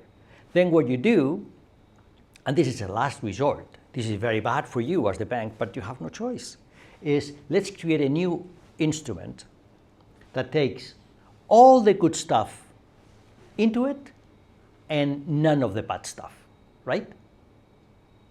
That's what you do. You understand? This is how innovation happens. So this is what a convertible bond is. That's what you're talking about, right? The convertible bond gives you all of the upside because it's a bond that you can convert into stock. We'll see this in great detail, don't worry. I just want you to see how this evolution happens. I want you to understand financial innovation. And then it has no limited downside because it's a bond. So it's a bond that you can convert it to stock. And this is a way that you can say, oh, you know what, then I will do it. And we're going to see these securities later, and we'll understand them very, very well. But when you do that, what is this? This is a derivative. This is a derivative because you're giving someone a bond, and they have the ability to turn that into stock. That's what a derivative is. That's an option. And that's how options are created. The first options were not created like that. The first options were created like, Thales when he was in Greece and saw the olives. It's exactly the same thinking. Yeah? But in 2008, they became the place to go. And in fact, you know why Lehman Brothers went bankrupt? Because they were directed to issue convertible bonds, and they said no. They were hoping they would be bailed out by the federal government, by the Federal Reserve Bank, my apologies, which was what created tensions with the Fed, and the Fed said, I'm not going to bail you out, and then it went bankrupt, right? So that's how finance happens. So in that context, today, the rest of today, I want to talk about just the first attempt at raising money, which is a bond. That's all I'm going to be talking about. And this is what I call time is money. I want to explain how bonds work. So you're in the situation where you need money and you're going to borrow some. How does that work? We take a 5-minute break and then I do it. 5 minutes, okay?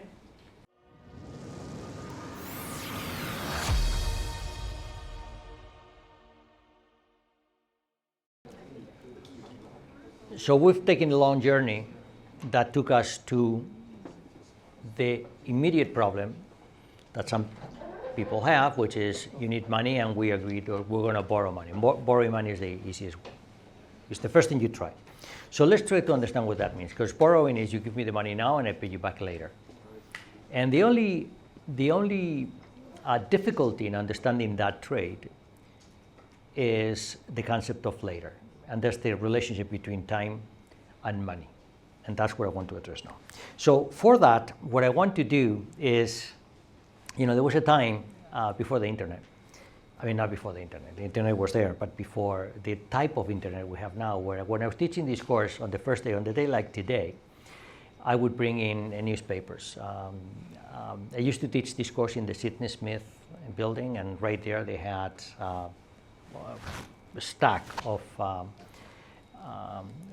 Toronto Star newspapers, free, which just brought one per student. And at this point, I would get everybody to open the newspaper, go to page something. I always teach on a Monday. Mondays are wonderful days for bonds because newspapers, when they were on paper, they had no stocks to report on because yesterday was Sunday. So they report on bonds from Friday. No one cares about bonds, so that's how they filled the business section. Right? Now, I don't do that anymore because I don't even know where to buy newspaper in paper. But what I did is I took a picture of one of those sheets and I use that when I lecture because it still is, I think, the best way to explain this. Then we're going to go to a website and there we're going to get all the information we want. But I want to take a sheet. This is from, I forgot what year, 2000 and something. Okay? So the bonds would look like that on the sheet. You cannot see that. But if I do a blow up, you can see that, so this was the year 2003 when I took this picture, okay? Shortly before newspapers stopped being printed the way they were. You can still print them. So here what we see is, we see that there is someone who needs money. In this case is the government of Canada. And they issue money through an instrument called the bond. And the bond characteristics are listed here. What we see is the first column contains this number called coupon. And what the coupon refers to is this. If I'm going to borrow $100, I agree to pay, pick the number, $11.75 per year to whoever lent me the money. It's like an advance payment. It's not exactly, but it's coming, okay? So I'll pay you back when? I'll pay you back, it says here February 1st, 2003. If this picture was taken in January 6, 2003, that's like in a month. But of course, this bond was issued, who knows, maybe 10 years earlier. It's just 1 month prior to maturity. So yes, the bond will be paid off in its entirety in just a month, but this bond was issued probably 10 years ago. So it's been paying every year $11.75 at the rate of half that every 6 months. You understand what I'm saying? Every 6 months you pay $6 and whatever. And it's been paying that until February 1st, 2003. That's why it's written like that. So that's the type of promise to pay.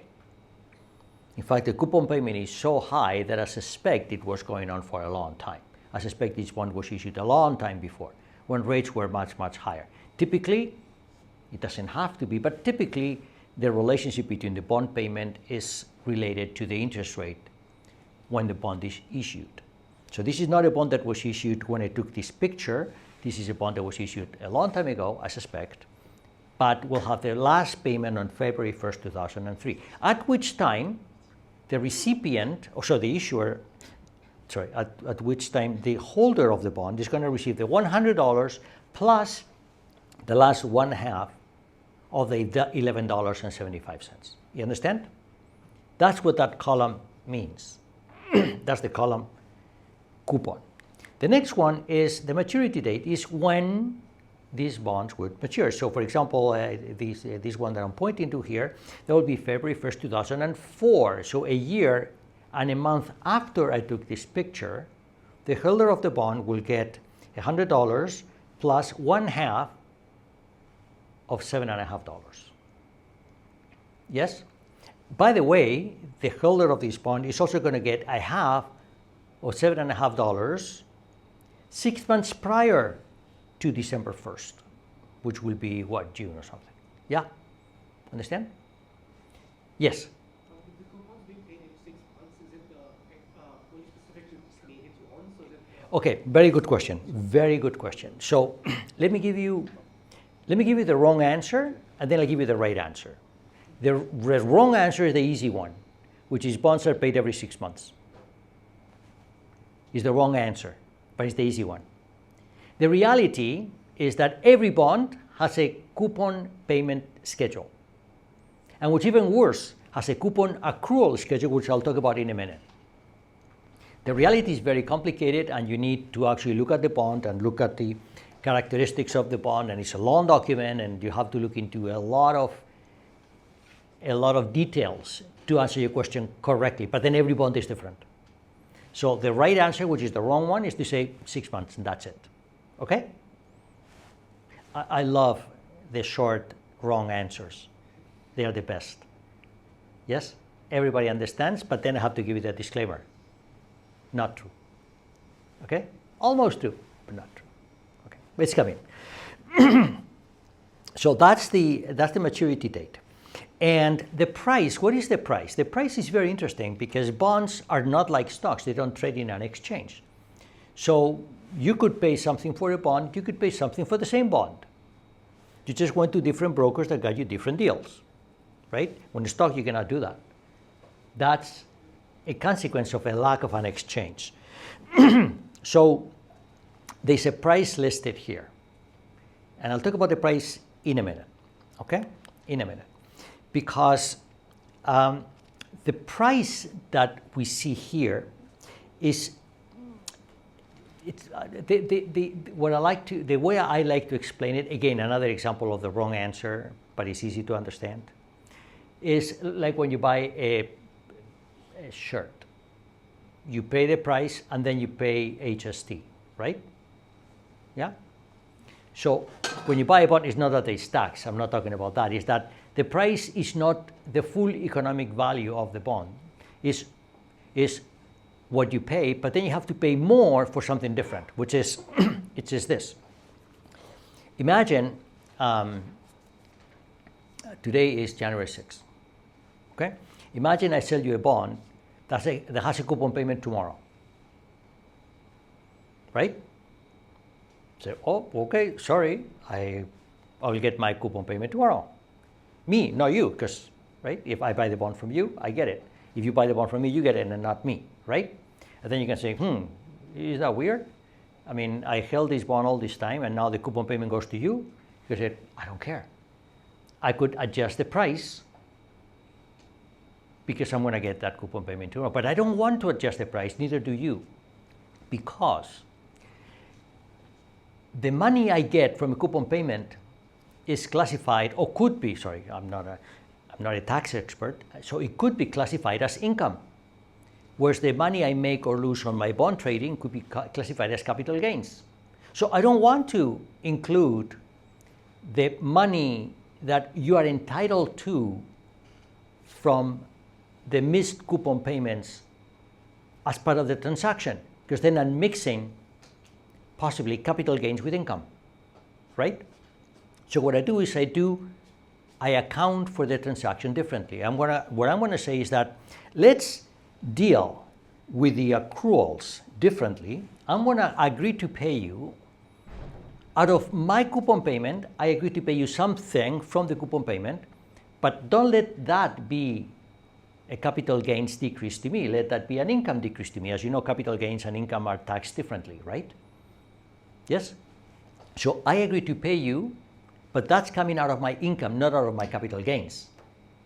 That will screw up my tax calculation, right? So that's why the price that is listed here is only a piece of the price you pay for the bond. You have to pay also a piece of your next upcoming coupon payment to the seller of it. Yes? Yeah? Okay. And that is the formula that we have here. Now, if we put them together, which is the accrued interest, calculated like that, plus the price, which from now on we'll call the clean price because it doesn't mix tax considerations, that has the full economic value of my bond. And here I'm going to do something that it took me 2.5 hours to do, which is to write my first equation. I did that on purpose.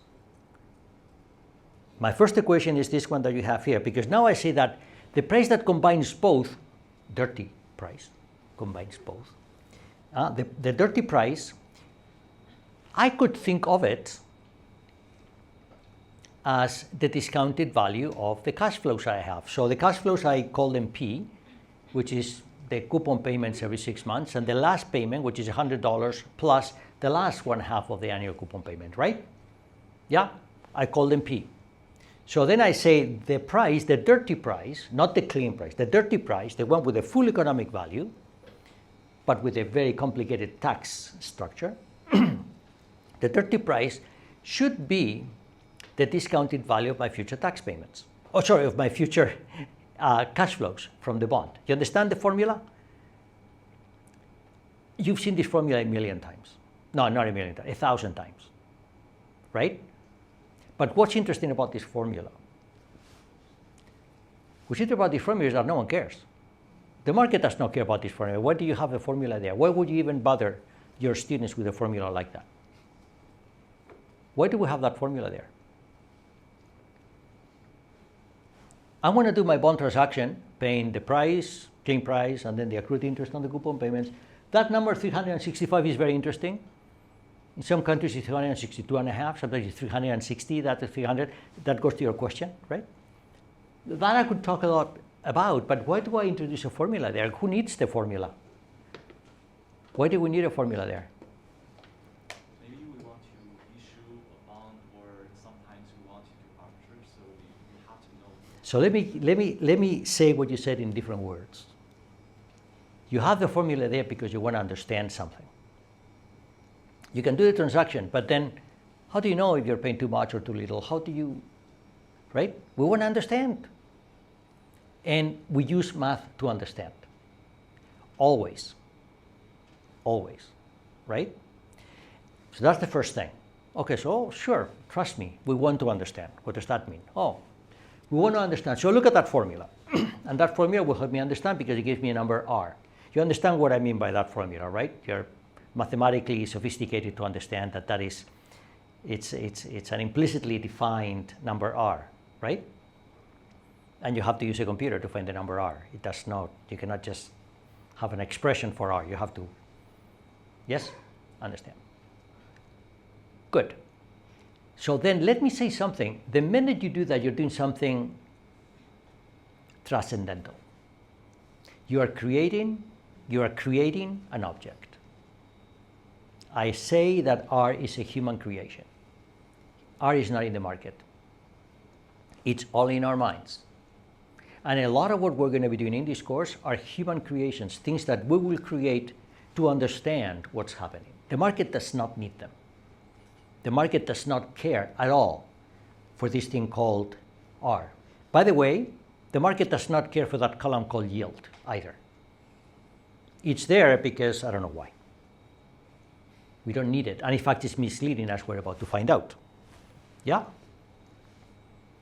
So this course is all about human constructs. It's all about mental constructs that will help us understand. And sometimes will help us misunderstand, like this definition here. My next thing is to explain to you that this human construct is the wrong one. There's nothing wrong with the mathematical definition of this number r, nothing wrong. It's uniquely defined, the function is increasing, I'm sure it has a unique solution, there you go, done. But what good is it? What is this r? Now we're going to think as mathematicians for the next 20 minutes, finally. Okay? We think as mathematicians. That r is a function of what? I didn't write any dependency, but it's a function of what? It's a function of time?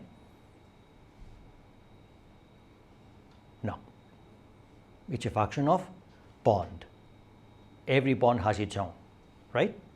So that r is a function of bond. So r as a function of bond, as we're going to see, is not very useful. But it is something that you can define mathematically, and you don't have any difficulty with the definition of that. I'm not going to spend any time on that. Am I okay with that?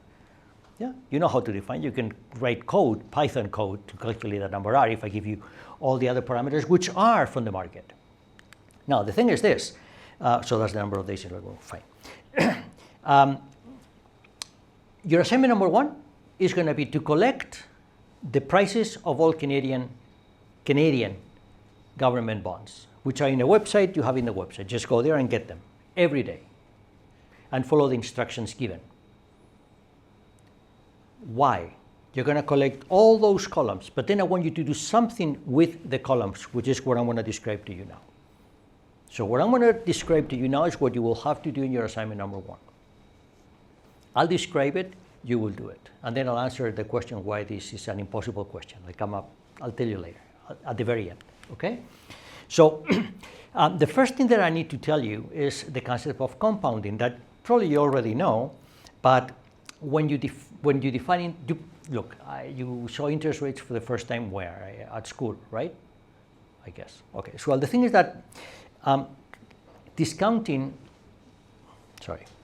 interest rates always come with a compounding element. So when I said earlier that the R was a function of bond, it's also a function of another arbitrary decision I made, which is I considered a time frame which was 1 year.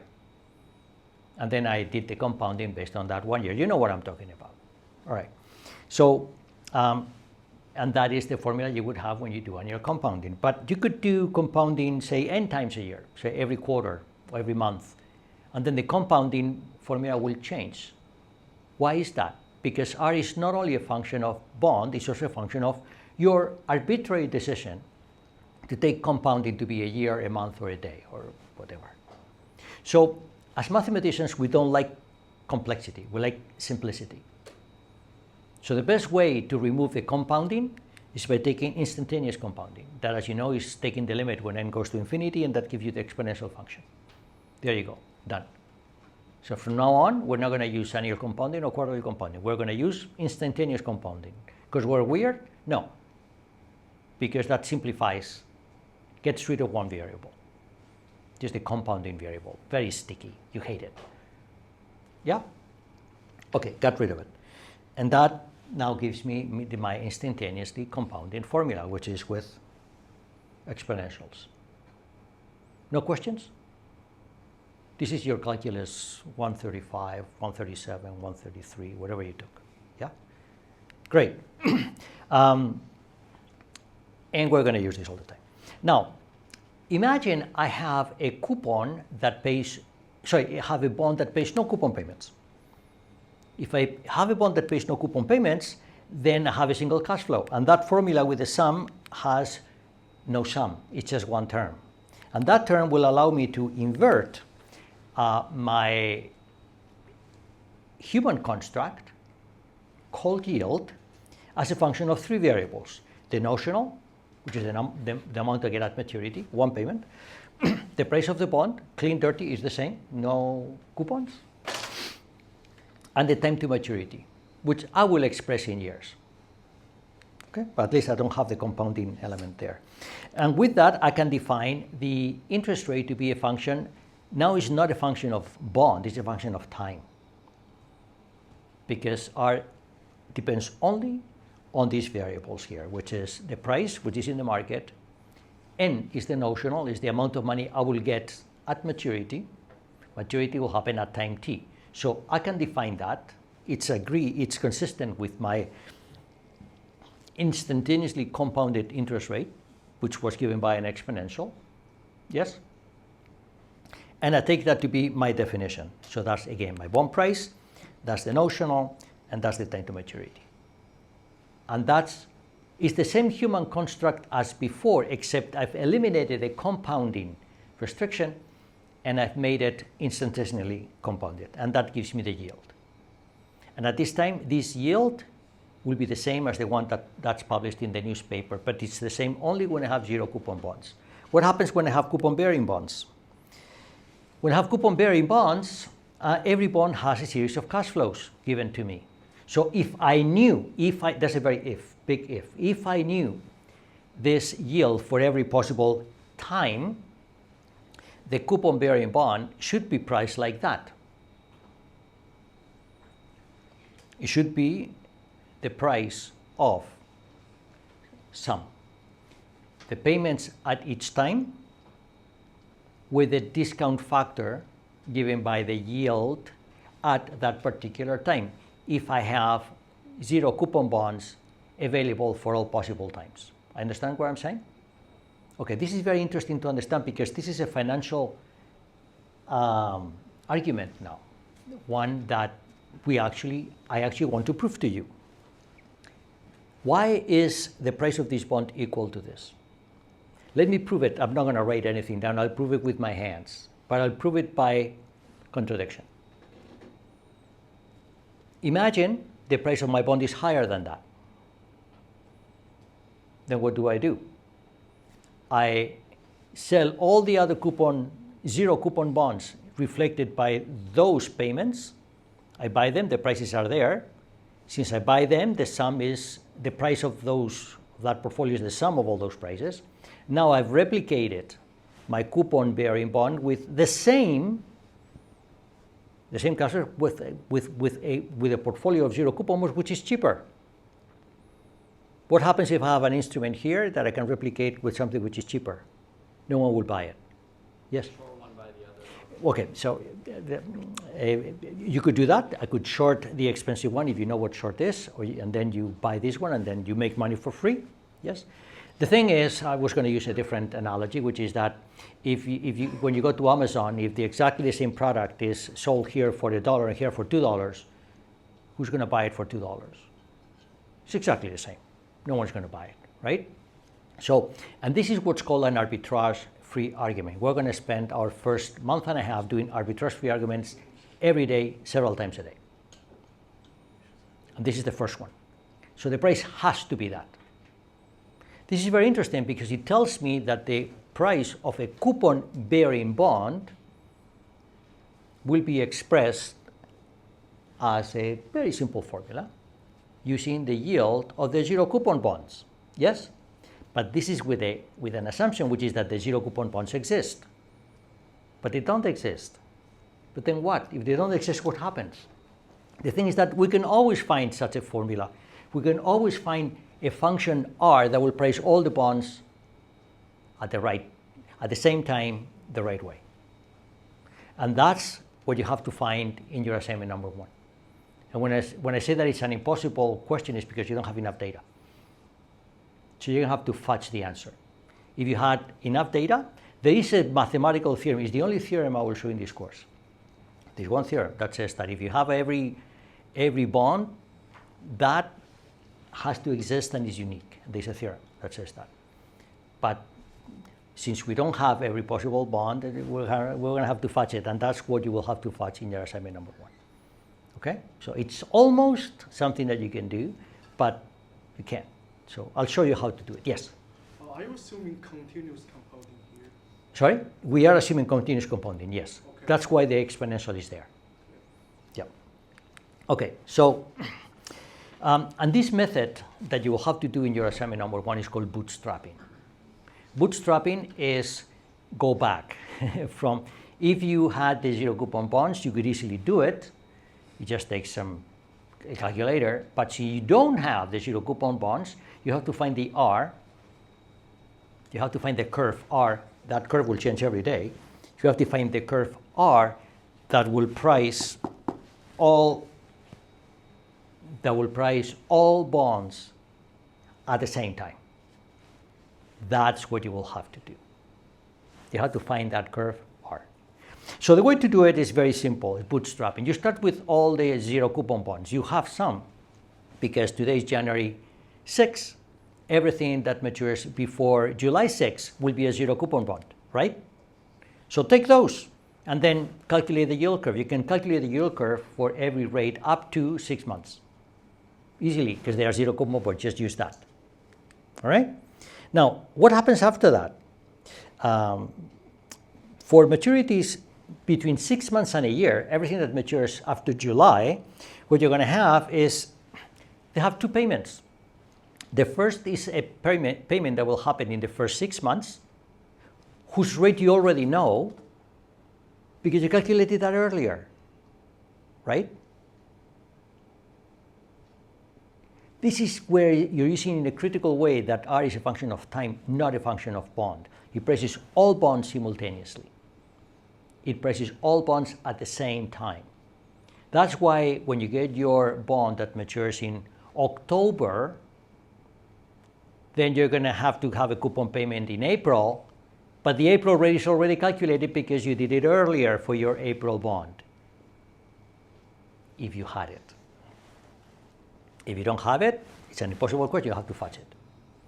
I'll show you how to fudge it, okay? Understand?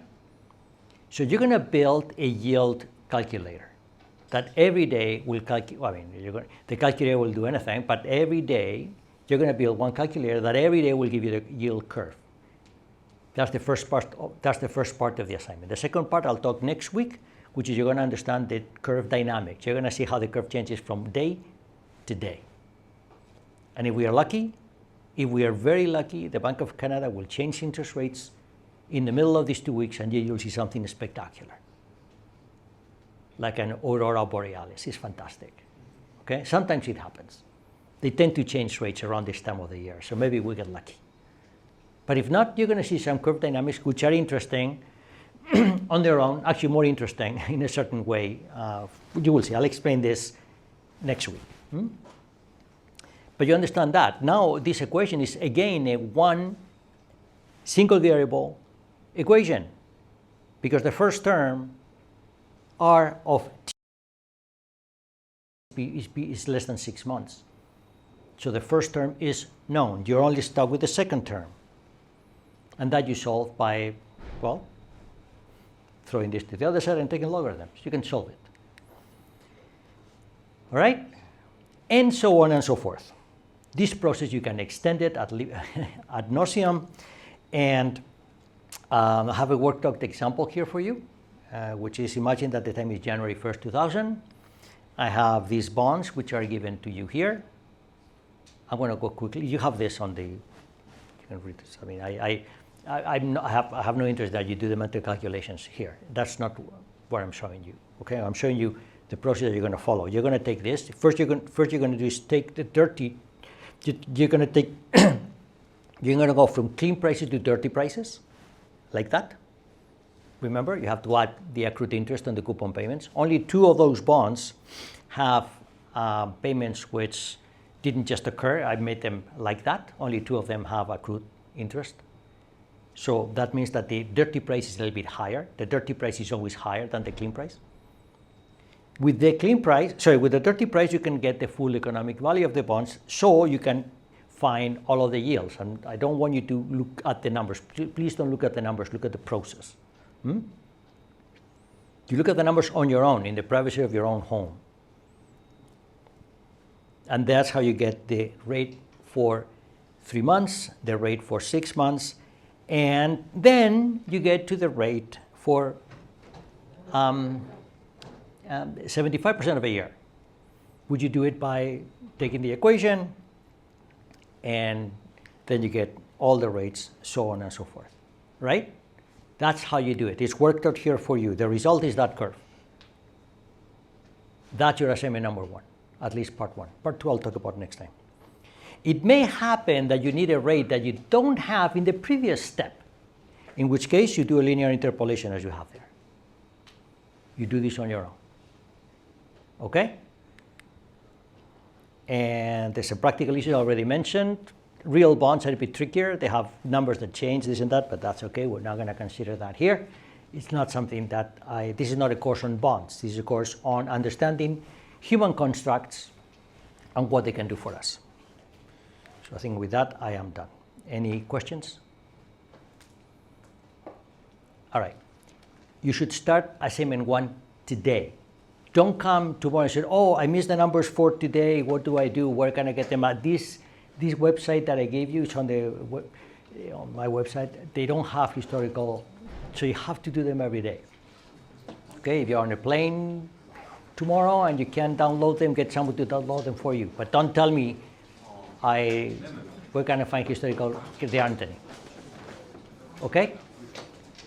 See you next month.